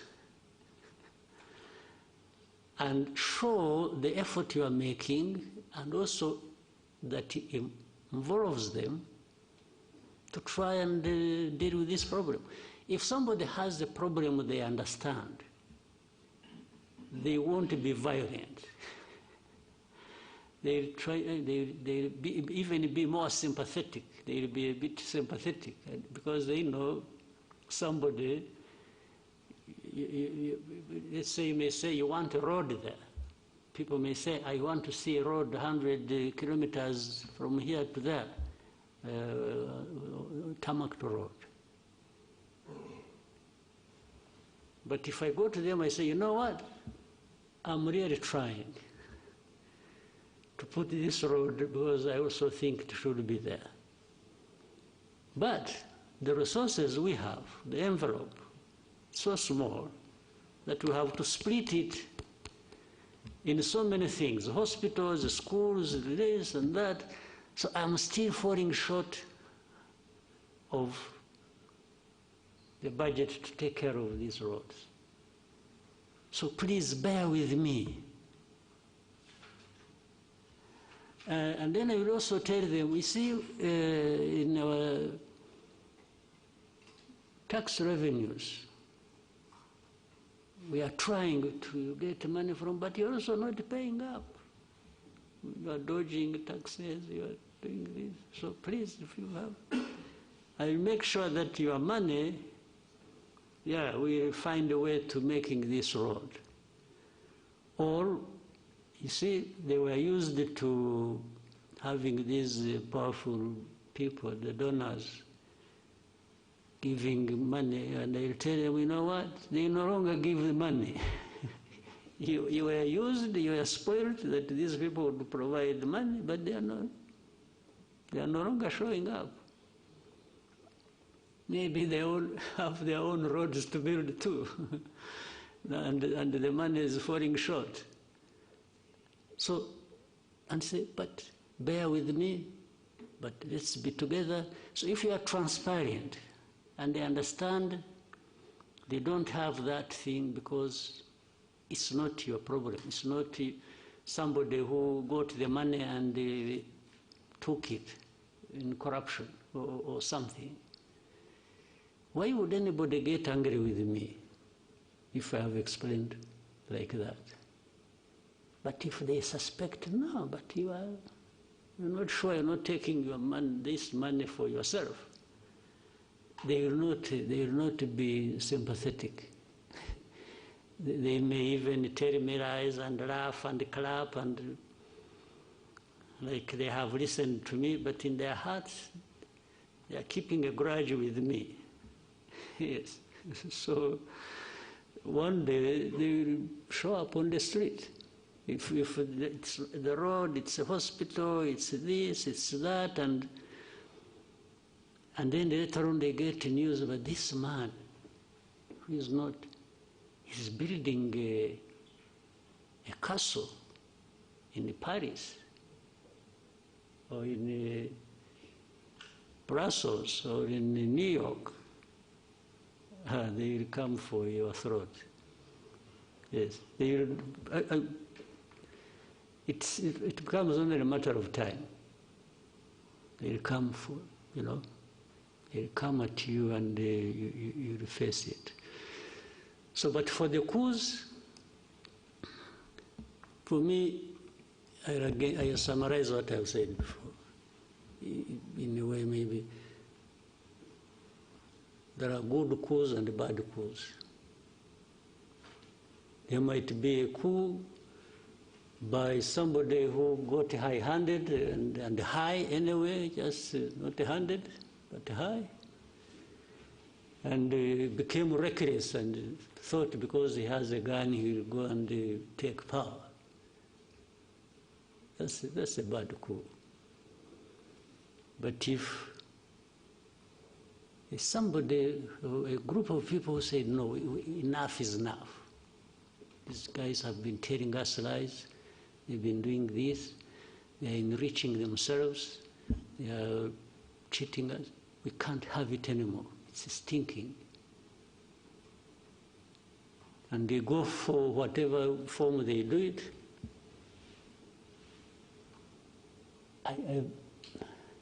I think I'm okay with it. I know it'll be misunderstood, but I'm happy to taking the risk. I'm okay with that, but not entirely okay until I see that somebody who did that, or people who did that, and they were sick and tired, and that was justification, until they are seen to be making a difference, then I'll be, I feel settled in my mind. But if you come and do the very things you overthrew people for, then why did you carry out the coup? I will just say, no, this one deserves another coup or should go to jail. Yes. Now, here is another tricky part there. You see, there are these coups, people really have a knee-jerk reaction about coups. It's a coup, everybody, that one should face the barrel of the gun. Let's now, before the coups, talk about that situation. If you have a constitutional government led by civilians, and they are killing their own people, they are mismanaging everything, they are taking all the resources of the country for themselves and taking it outside and literally destroying the countries they lead. And then there comes an election after 4 or 5 years or whatever. You know what happens? People should also get tired of this. If you have that record, if you have that history, should it be automatic that you should continue just because you are a civilian and even when you cheat elections?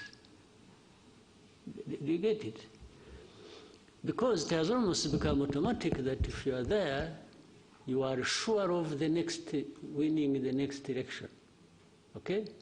Even when you are doing all these terrible things to your own people.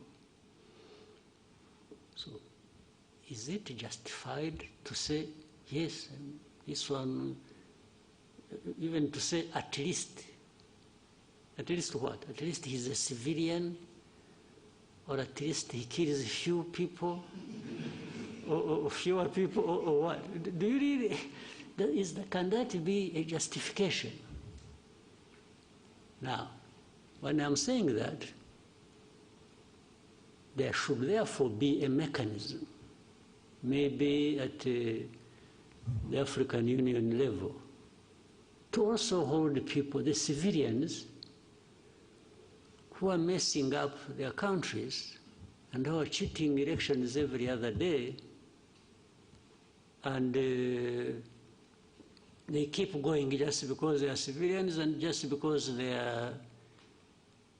But the Constitution does not provide for you to cheat the elections, does it? Again, there is a funny example in our neighborhood. This Congo we are struggling with, we are talking about. This man who raises the whole world and causes all kinds of troubles. When was he elected? No, you seriously, you here, tell me when. First time? The second time? No, you are silent, but you should be giving, you must be knowing something. But the first time, he was just handed over by his friend. Somebody should have had won. This is public knowledge. In this one, there was a smoke screen here about election. But elections did not happen. In fact, you are likely to have a third one. It's coming. There's another third time it's coming back under the same fraudulently. But when you see these people who talk about democracy, about everything, and it's like they're the first to send the messages, thank you very much, congratulations, and even when they are privy to this information, they know it.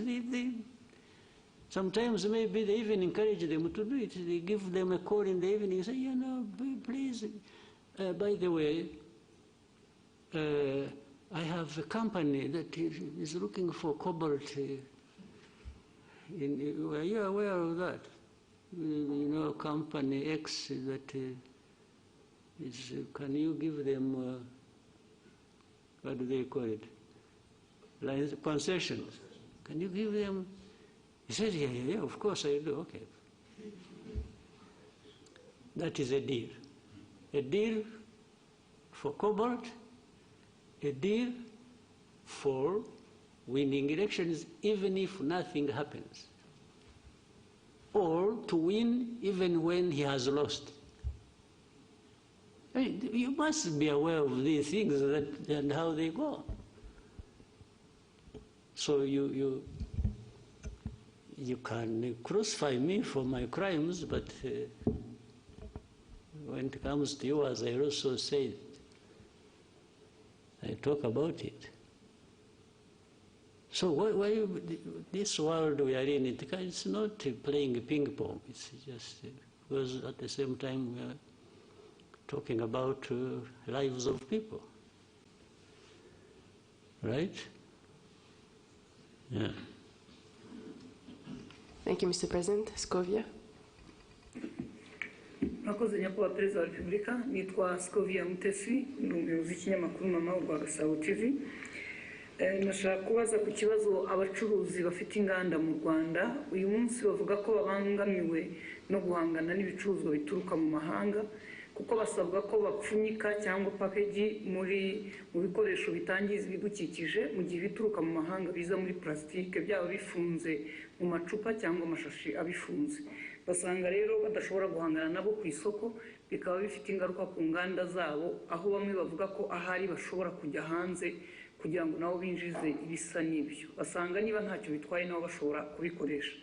Ikindi kibazo nari mfite ni ikijyanye n'abaturage uyu munsi bishimira imihanda itandukanye hirya no hino mu gihugu ihuza uturere, ariko abakora iyi mihanda minini ya kaburimbo ntabwo bashyiraho rigori cyangwa inzira z'amazi zigera mu gishanga, amazi akajya mu ngo z'abantu cyangwa mu mirima, aho usanga rimwe na rimwe bisanga batuye mu manegeka kubera igikorwa remezo cyaje. Ndabashimiye kwa Perezida wa Repubulika. Well,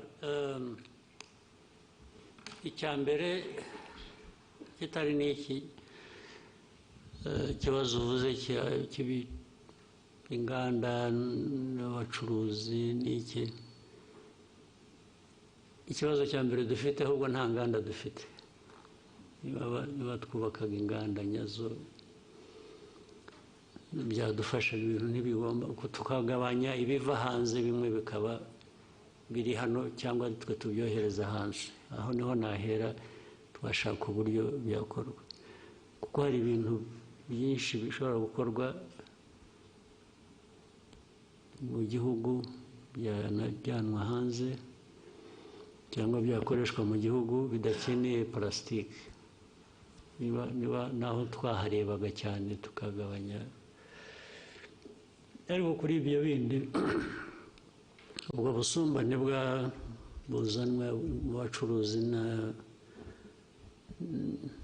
n'ayo mategeko ya plastique, ngira ngo bigomba kuba ikibazo cya mbere bikorwa nabi cyangwa bikurikiranwa nabi. Icyo kibazo kimaze igihe, ndibuka ko kigeze kuganirwa, abantu bagifatira ingamba z'ukuntu.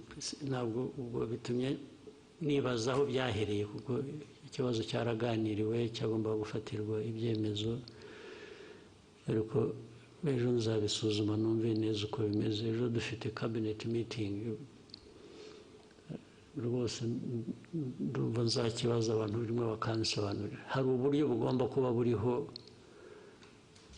ibintu byakorwa cyangwa bikaringanizwa bitakutaje cyane abakorera mu gihugu kurusha abakorera hanze bazana ibintu. Hagomba kuba hari uburyo.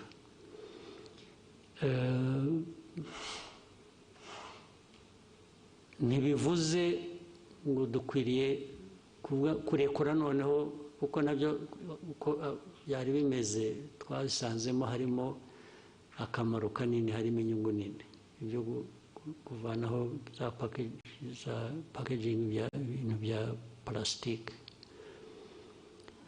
ariko abantu babisuzumye neza bashobora no gushyiraho ingero zitandukanye, ibintu bimwe byakorerwaho cyangwa uburyo byakorwa bikagabanya ubwo bukana bw'abantu batakaza imari kubera ko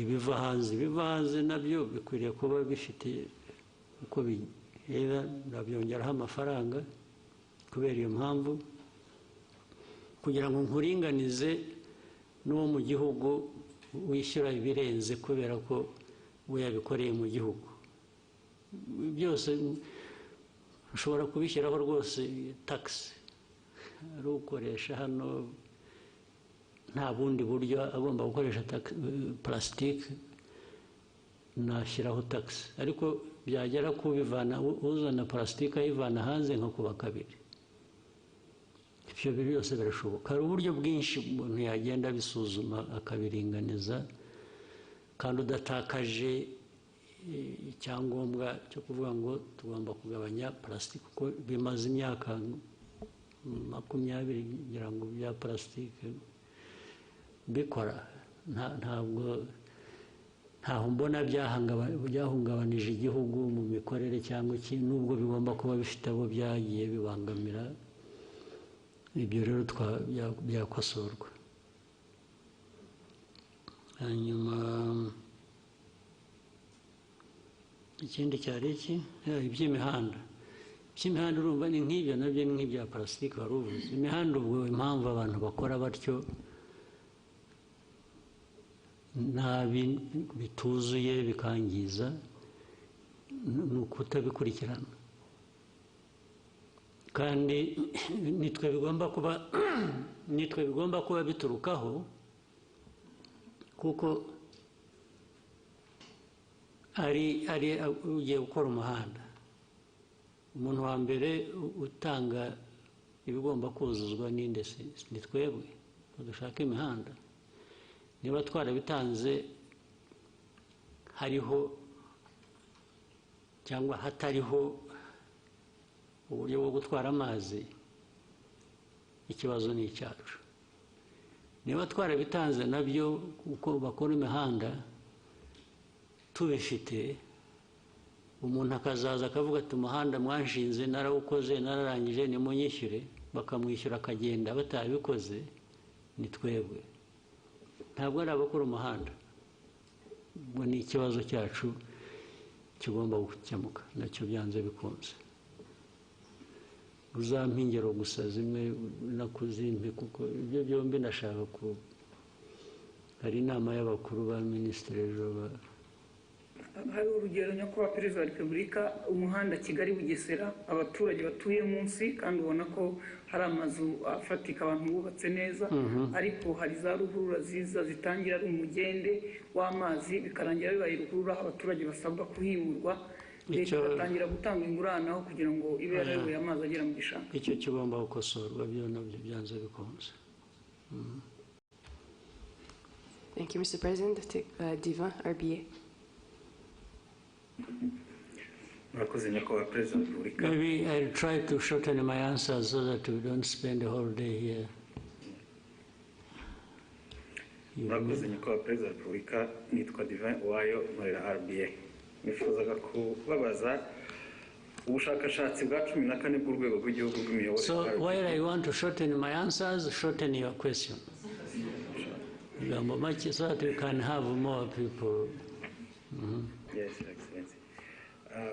Nari nkomoje ku bushakashatsi bwa RGB bugaragaza uburyo abaturage bashima cyangwa banenga inzego z'imiyoborere zitandukanye aho bugaragaza ko bashima urwego rw'umutekano ku kigero kirenga 90%, ariko byagera ku rwego rwa service runihariye igice kigera hafi kuri 50% by'umusaruro mbumbe w'igihugu ugasanga nicyo gice kinengwa cyane haba service za leta haba n'iz'abikorera kuko hamwe urwego rwa service abaturage ubwo kandi namwe murimo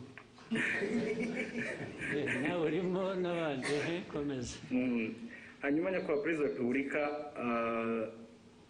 twifuzaga kubabaza musanga habura iki ngo imitangire ya service haba mu nzego za leta n'iz'abikorera ibe myiza kurushaho dore ko ari urwego rufashe runini mu cyerekezo cy'iterambere ry'igihugu. Icya mbere abo batanga serivisi mbi bagomba kwiga kubwirwa kunoza serivisi batanga. Icya kabiri abanyarwanda muri rusange mukwiriye kwanga guhabwa serivisi mbi ukayishyurira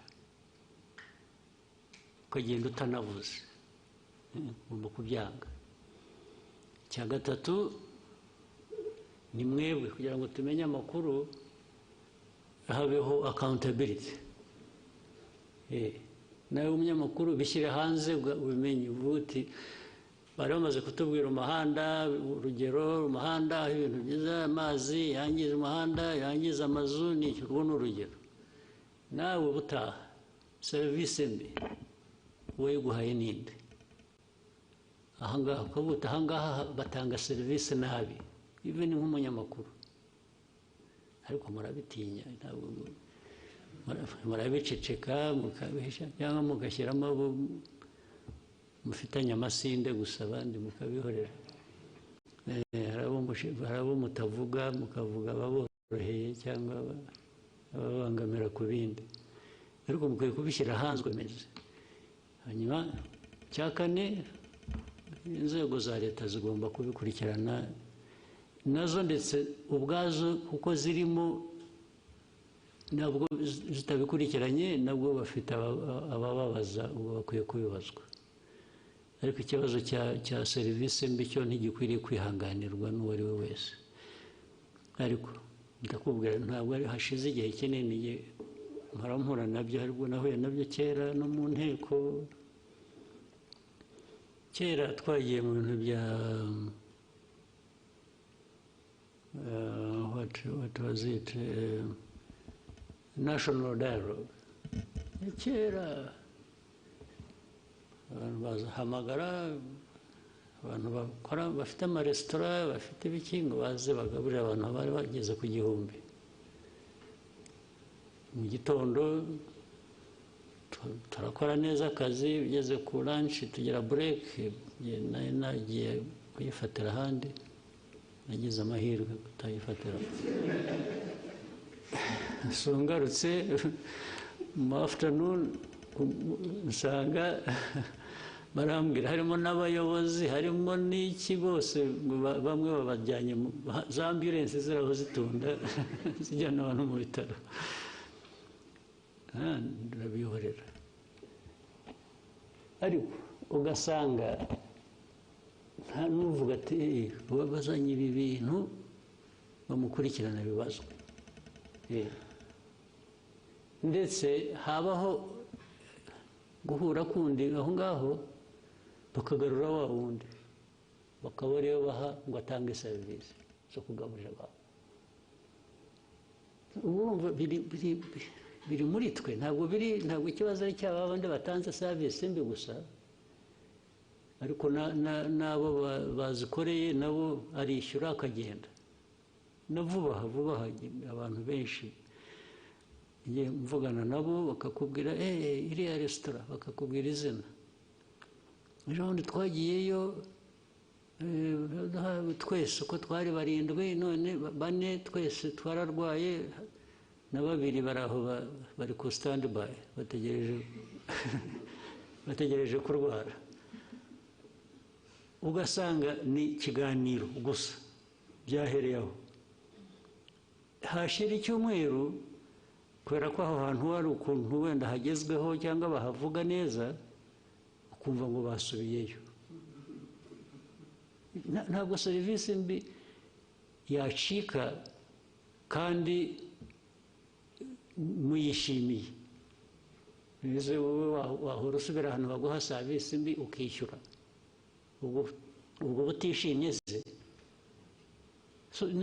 ni ikibazo kinini, mujye mukishyira hanze, mukiganire, mukivuge uko kimeze, mureke ku serivisi mbi kwiye kwangwa period.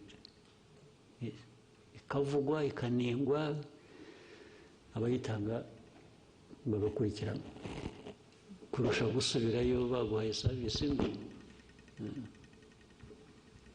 Next question for Sam. Thank you, Your Excellency. Short. Thank you. My name is Sam Karenze. I work for SKFM. My question is about Rwanda and the ASEAN deal through the Visit Rwanda initiative. ASEAN? Arsenal. Oh, we won last night. Did you see it? I'm also an Arsenal diehard fan. Good. So, what is the problem? After 8 years working with Arsenal through Visit Rwanda, they recently announced that they won't be renewing the contract. Your Excellency, what's the reason behind the decision of not renewing? And if you can tell us about some news around that. 8 years is not a short period, I think you understand. Sure.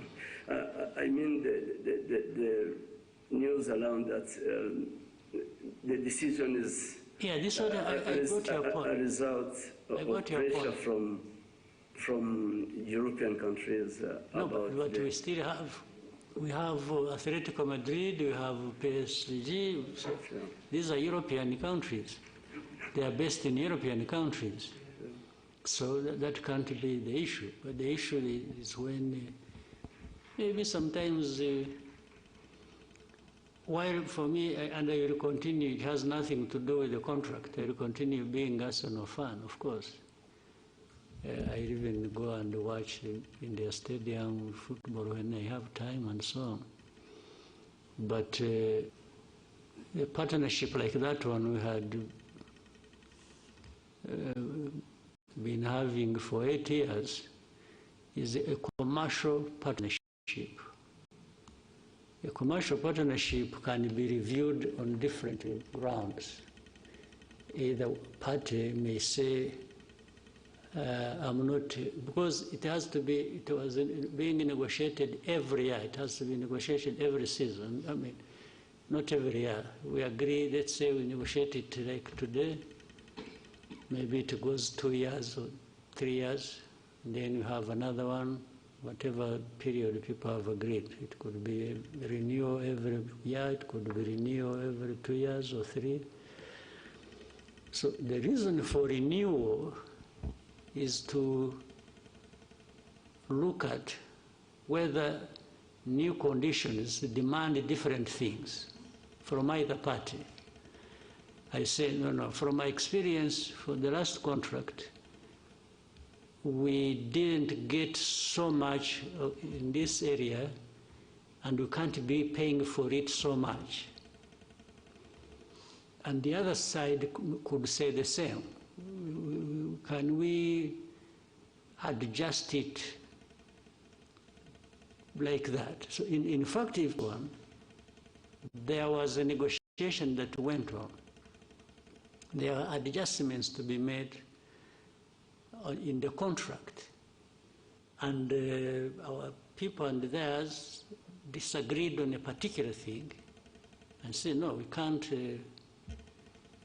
have this instead of this, or which you have been having, or which you were demanding to have.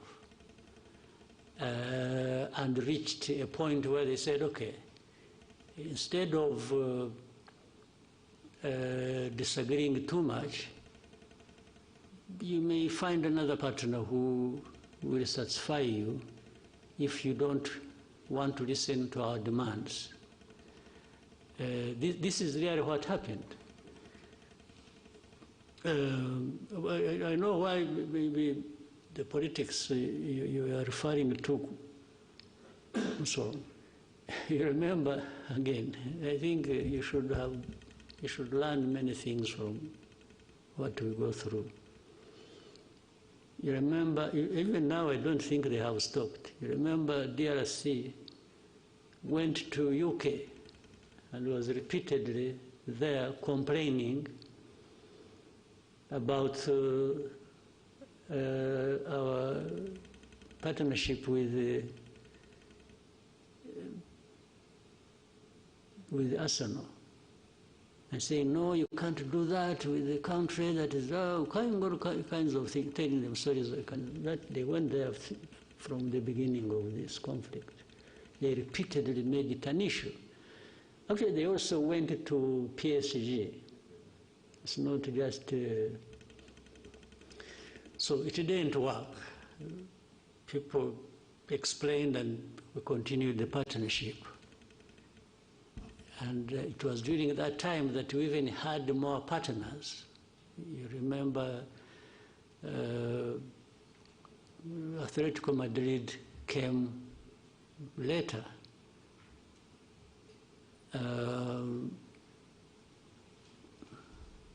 What is interesting, when it failed, when the DRC efforts failed, they started looking for clubs to have partnership with. So, yes, that's exactly what happened. If you saw, I think I saw a game yesterday or the other with the Monaco. Somewhere on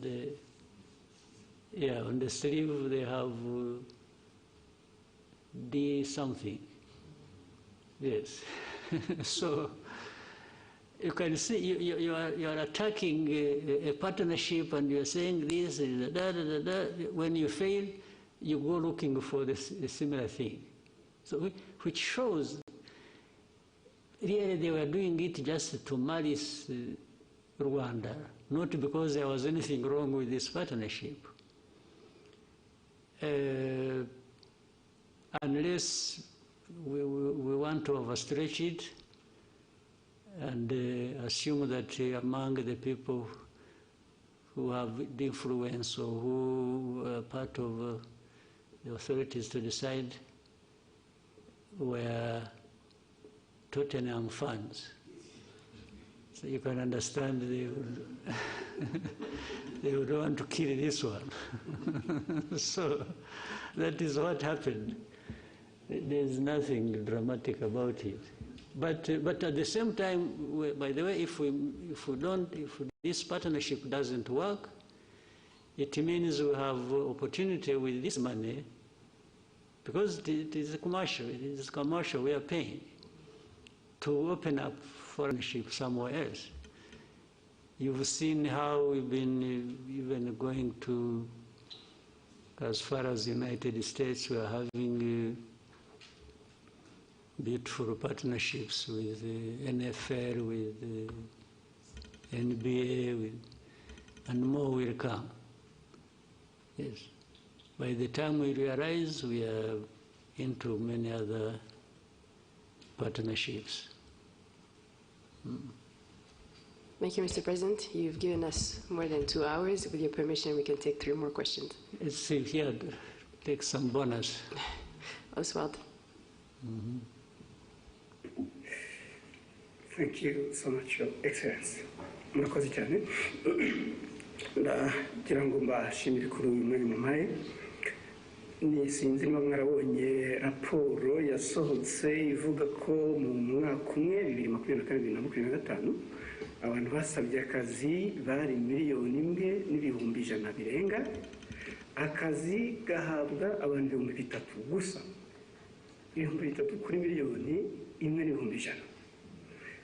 Bitatu bigomba kuba ariko byaragiye mu kampani imwe cyangwa ebyiri. Ntabwo nemera ko birakireka. Noneho mu mpamvu zimwe zibitera, inzego za leta zimwe zishyira ku isoko imirimo zigakoresha ibizami, abantu bagatsindira akazi ntibabashyire mu myanya. Hanyuma abavuga ni mu nzego za leta. Yego, mu nzego za leta. Inzego za leta hakwiye kubamo n'abakeya kurusha abo ngabo. Hakwiye kubamo bakeya kurusha 3,000. Leta bose barajyamo bashaka iki? 1,000,000 urayishyira muri leta igihe ikora iki? Nyakubahwa Perezida wa Repubulika, ikibazo ntabwo ari uwo mubare w'abakora muri leta, ahubwo abo bavunika bakora ibizamini. Ntabwo bose babikoze nabiyandikisha basaba akazi. Ababikoze ntekereza ko bagera muri 500. No kugira ngo baringanize. Ariko harimo imvune, hari abakoresha ibizamini wenda nko mu karere kamwe ka Nyagatare, ugasanga ikizamini kiri kubera i Musanze. Hari n'umudepite ejobundi wavuze ati kugira ngo duce intege abo basaba akazi bakina, hajyaho amafaranga ku bashaka akazi. Ibyo byo ni mismanagement, ni imikorere itariyo. Ibyo nyine babishyira ku murongo, ibyo bishobora gukosorwa, ntabwo ari ikibazo kinini cyane. Hanyuma ikindi Nyakubahwa Perezida wa Repubulika, ibirebana n'insengero. Abanyirinsengero basabwe kugira ibyo bavugurura.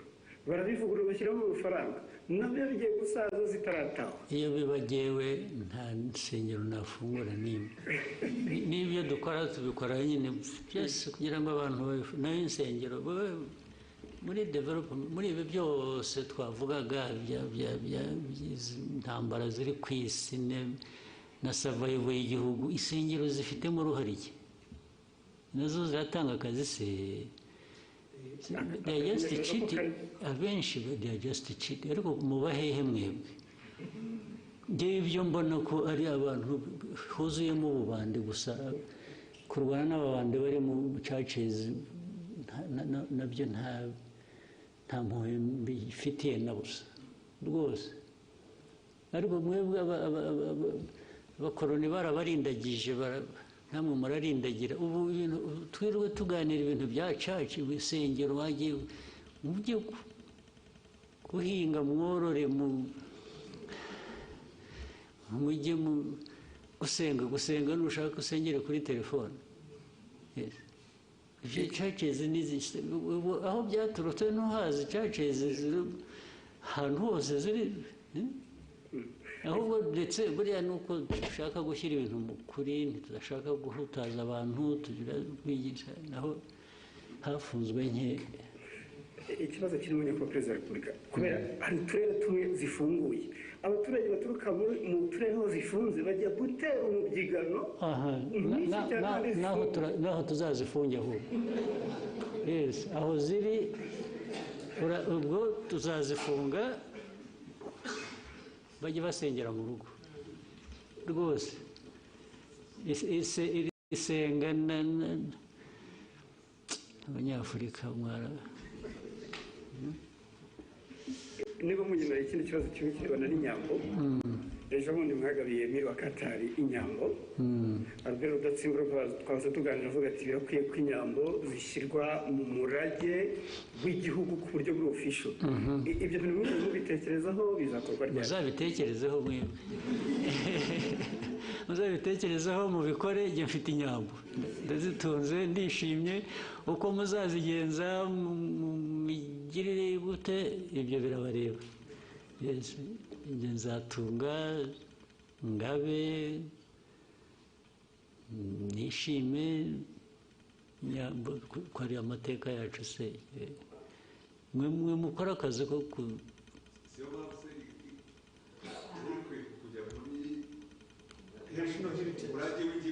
ibyo birabareba muzabishyiremo.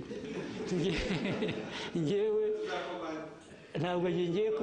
ntabwo ngiye kubishyiriramo kubera ko ndi umworozi. none se ntufite uko communicating na leta? mwe muzabikurikirana, ibyo birabareba. Marcosi, next, Bloomberg. Thank you, Mr. President. Onduro Ganga with Bloomberg News. I just have a couple of things I'd like to hear from you. If we look at gold prices, they've hit an all-time high in the market. In the context of Rwanda, IMF projects that by the end of the year, gold is going to account for half of your export revenue, about $2 billion by the end of this year. But in the same breath, we have seen sanctions, particularly from the EU, on the country's main smelter, Kasabo, and some of its executives. So in lieu of the sanctions, what is Rwanda currently doing with its gold? And maybe if you can broaden out that conversation for me, what is the importance of gold in Rwanda's economy, and do you have specific plans to develop the gold industry? Thank you very much. Do you want to advise those who are applying sanctions? I'm saying, do you want people to add more sanctions to stop that, or what? No, I want to know if you're not selling it to the EU, because Rwanda also has a really big deal, about $900 million mineral deal with the EU. Yeah. So if they're off the table, if that is frozen, what is currently happening? There's nothing frozen. There's nothing frozen. You know what they sanctioned? They are individuals who led that refinery. But the refinery operates, right? So that I don't misquote you, Rwanda is still selling its gold to the EU? It's selling gold to the market. whether EU, the Gulf region, or United States. I don't know whether I'm getting your question properly, but there is definitely gold. We have gold here, by the way. Do you know it? You know a place called Miove? You have heard? During the war, our war of 1992-3, our soldiers were operating in that region. Miove, there is a swamp, you know it? In Chumbi. Our fighters woke up and found some stones they didn't know flowing along the river, and they picked that stuff. And in fact, we sold it, sent it through to Uganda, sold it. It bought us, we were able to buy some meals for a week. Just from the gold we picked. The mining still goes on artisanal, and now they are doing deep exploration to see if there is gold in Nyamagabe area, near Nyungwe.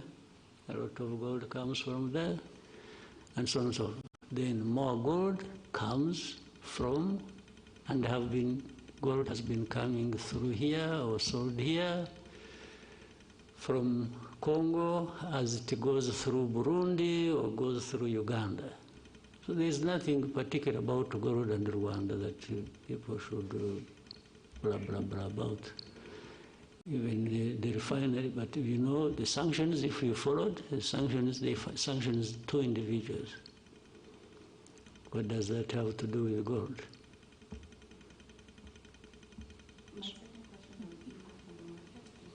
Impact of Rwanda on the market, or?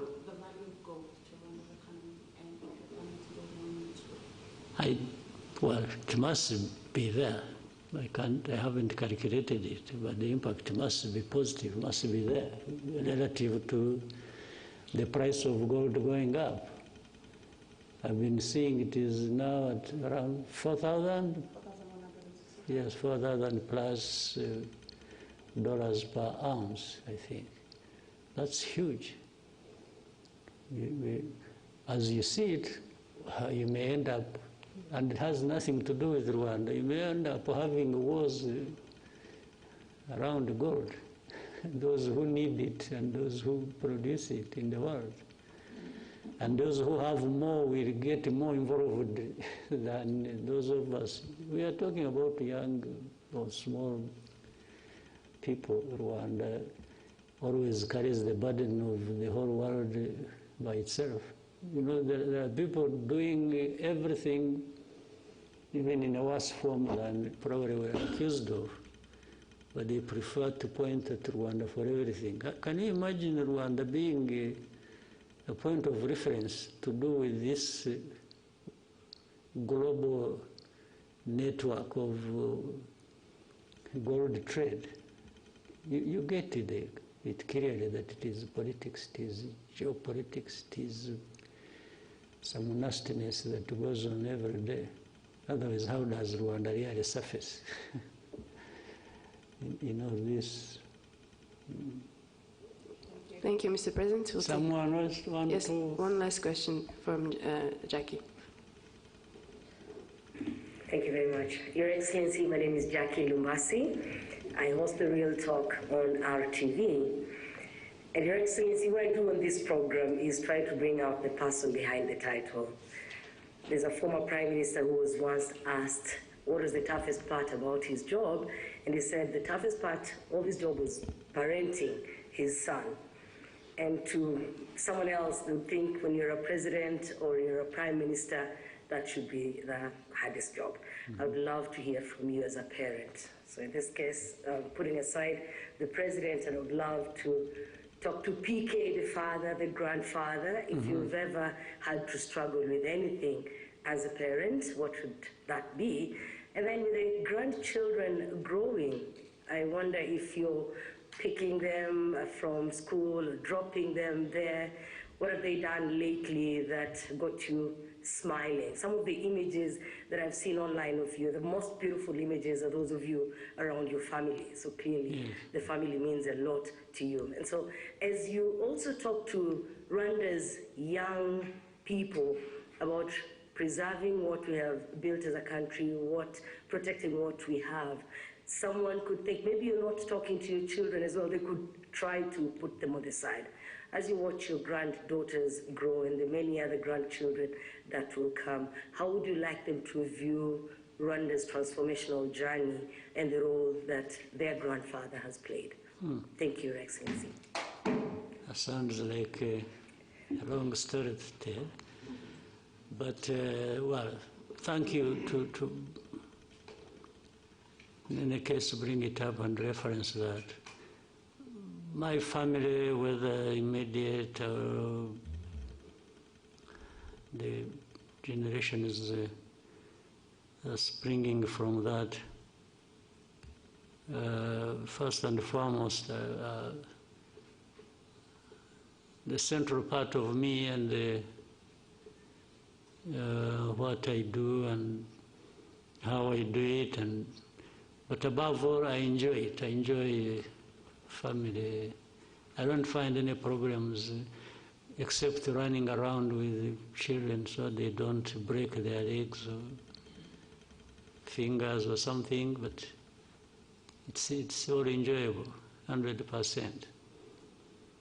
But in doing that, you want your own children or those from them, as they grow up, to just be decent people in their lives. Decent meaning the core part being what is expected of them in society and by so. But also making their own mistakes and owning up and growing with the purpose that they can live and lead in the society where they grow up in. They must have some bearing, the bearing being the Rwanda, the family, so we would, and for those ones, other than the grandchildren, the children, we once in a while we have a discussion around that. And I have time to tell them my experience, my life, young, middle age, growing up to the age where I am, and all that the family, my wife and I have had to go through to make sure that first we survive and they survive, and so the efforts can't be for nothing. The efforts can only be for the fact that they must grow up as decent human beings as much as they can. I can tell them so much, but only they can do so much. And if they can learn from that, which we always have to insist on they do, well, that's it. And actually the issue of them growing up as president's son or daughter or grandchildren does not feature much. We try to remove that from the conversation as much as we can. They just have to grow up as decent human beings. If they become presidents themselves or become whatever they want to become or become nothing, that's up to them. They know how to live with it. Yeah, so, but it forms a big, big part of my life, and it feeds into the energy to do what I can do, and without a doubt. Someone, another person maybe? Thank you, Mr. President. These two, now they are four. Some of them are raising for the second time. No, not for the second time, no. We can go to Jadou. Murakoze nyakubahwa Perezida wa Repubulika. Ibibazo abantu mwagarutseho nyakubahwa Perezida wa Repubulika muri iyi minsi, ahubwo nyuma ya COVID biragaragara ko intambara zishingiye ku kwigwizaho imitungo zongeye kuba nyinshi.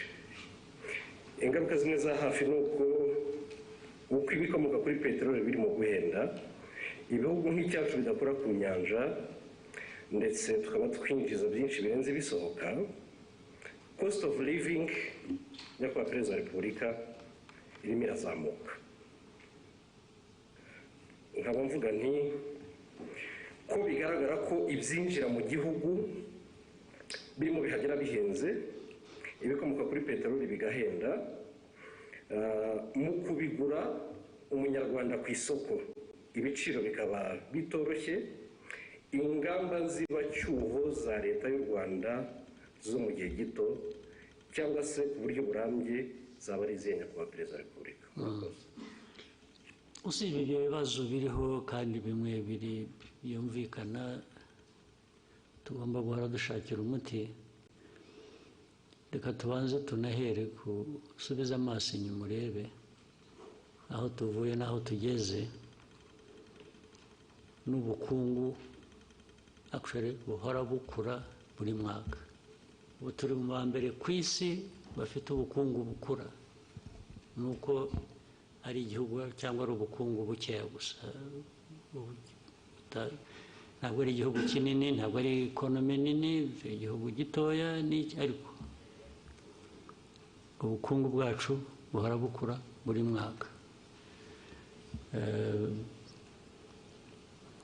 N'umwaka ushize n'uyu nguyu biragaragara ko turagenda tujya hejuru iteka ya karindwi n'igice ku ijana. Ntabwo ukwiye kwibwira ko biva ku busa. Niyo urebye n'imibereho y'abaturage mu myaka 20 ishize yakomeje irushaho, abaturage umubare wabo uriyongera, ariko n'imibereho yabo igenda yiyongera, byaba buhoro gato, byabaho byihuta, ariko biriyongera, ntabwo bisubira inyuma. Ibijyanye rero n'ibyo bijyanye n'ubukungu ku buryo bw'ibyinjira ibisohoka bavugaga, ingamba ya mbere ni ukugira ngo ibyo twohereza hanze birute ibyo tuvana hanze. Nibyo byatuzamurira ubukungu kurusha, tugatubura agaciro, tugatubura n'ubwinshi bw'ubukungu. Izo nizo ngamba. Buri kintu cyose dukora biva mu bintu byinshi bitandukanye. Iyo ugiye kureba no mu bukerarugendo, igihugu gisurwa, abantu bava hanze mu mwaka nyirango ushize barenze miliyoni n'ibihumbi 300 cyangwa 400, amafaranga avuyemo arenga miliyoni 600. Ibi byose ni ibintu dushaka ko bikomeza gukura, ariko birakura harimo ikibazo cyo kirahari kijyanye n'uko ufata ibyo ufite ubu ukabigereranya n'ibyo ukeneye ubu, usanga ikinyuranyo ari kinini nyine.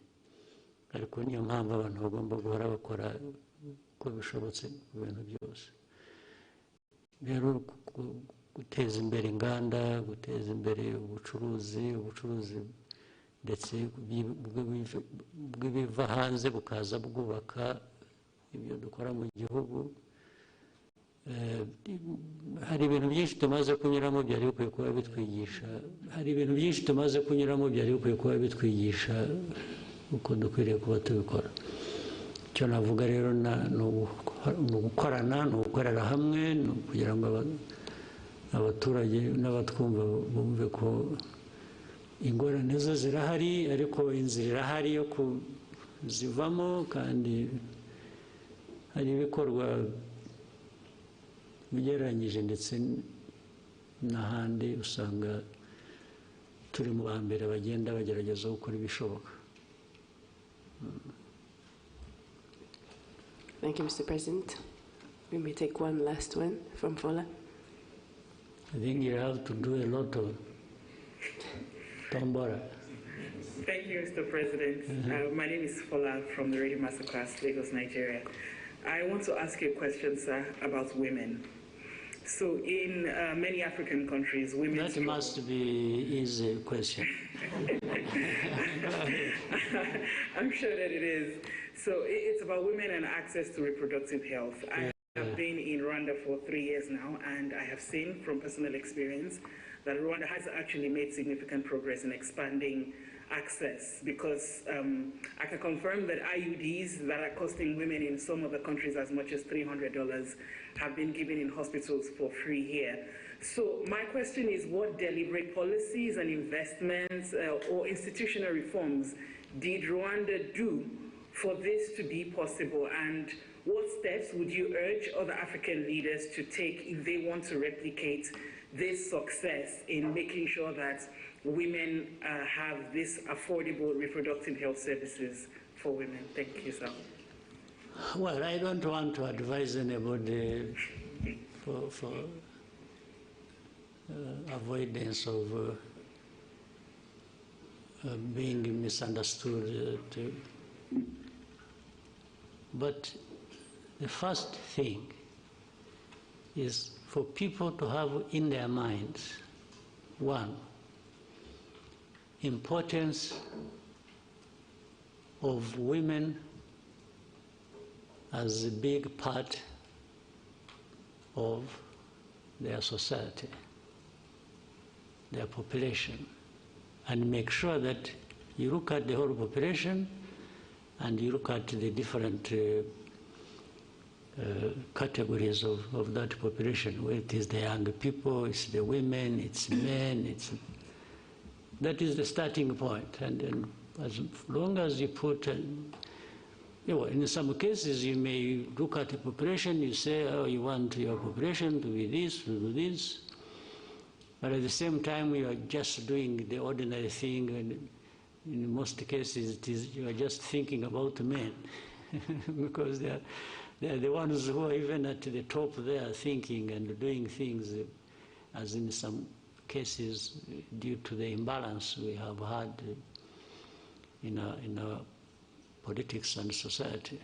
But if you think of women and their specific needs, but also build their involvement around that, you will get the rest right.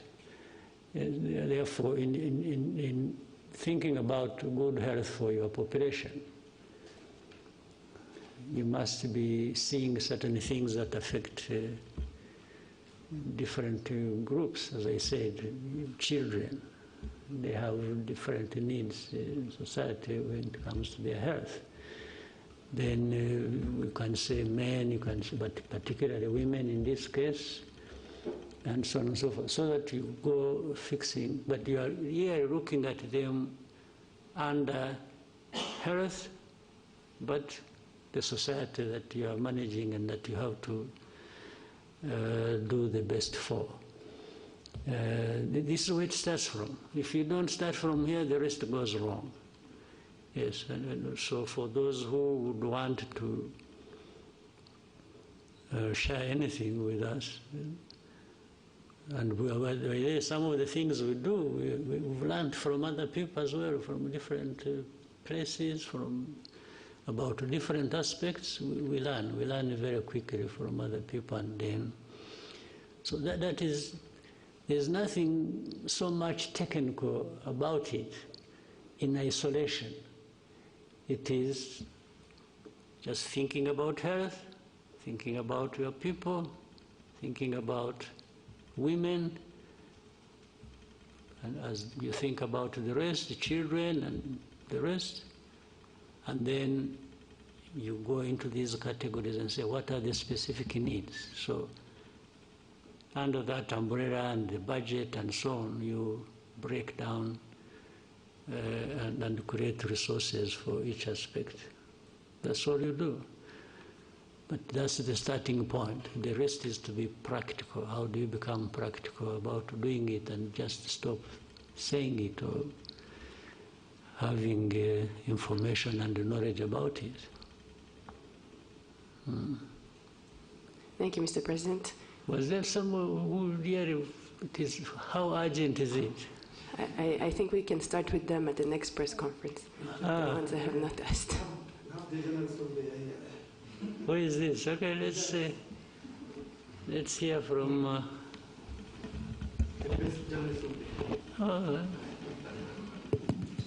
who wouldn't want to hear from that? Murakoze nyakubahwa Perezida wa Repubulika. Mfite ikibazo kimwe nshaka kubabaza mpagaze kandi mbashimire, murakoze cyane. Nyakubahwa Perezida, mu minsi ishize twabonye intumwa z'i Burundi mu gisirikare n'iza leta zitabira ibikorwa byabereye n'aha ngaha. Ejo bundi tubona impunzi z'Abarundi zitaha ku bushake zisubira i Burundi. Baravuga ati se haba hari umubano muri iyi minsi cyangwa se ibiganiro byabyihariye kugira ngo imipaka yongere ifungurwe yo ku butaka? Murakoze. Nta gufungura imipaka iracyameze nk'uko yari imeze, nta kirafunga. Ariko twebwe na mbere hose no gufunga kw'iyo mipaka nta uruhare u Rwanda rubifitemo ato. Abarundi nibo bahisemo gufunga imipaka, ndetse turababwira ngo aho bazashakira gufungura, twebwe ntabwo twigeze dufunga. Ndetse n'ubu hari abava i Burundi bakaza hano, hari abantu bava hano bakajya i Burundi, hari abagenda na Rwanda, sinzi niba ikijyayo, bagenda so. Ariko hagati aho muri uko gushakisha twabana dute birenze ibi birushijeho kuba byaba byiza, abantu baravugana, twe nta na rimwe tugeze dushaka guturana kugira abaturanyi tutameranye neza, ariko bijya biba biraba, n'ubu birahari, ariko muzakurikirane byigeze biduturukaho na rimwe. Niyo mpamvu ndetse kugenda no kugaruka rimwe na rimwe, twe nta abantu iyo bashakiye baraza, bashakiye baragenda. Nabo abaye impunzi, niba duha za UNHCR cyangwa abandi bakorana n'impunzi bakaza bakavugana nabo, niba hari abumva bamaze kurambirwa ubuhunzi bashaka gusubira iwabo, twe tubaha UNHCR ikabatwara. Ntabwo twagumisha hano ashaka gutaha, n'ubundi yaje hano atari uko tubazanye, ahubwo ni uko bahuye n'ibibazo iwabo bagashaka kugira ngo baze babe hano. Nta kintu gishya rero kindi. All right. Thank you, Mr. President. Thank you very much.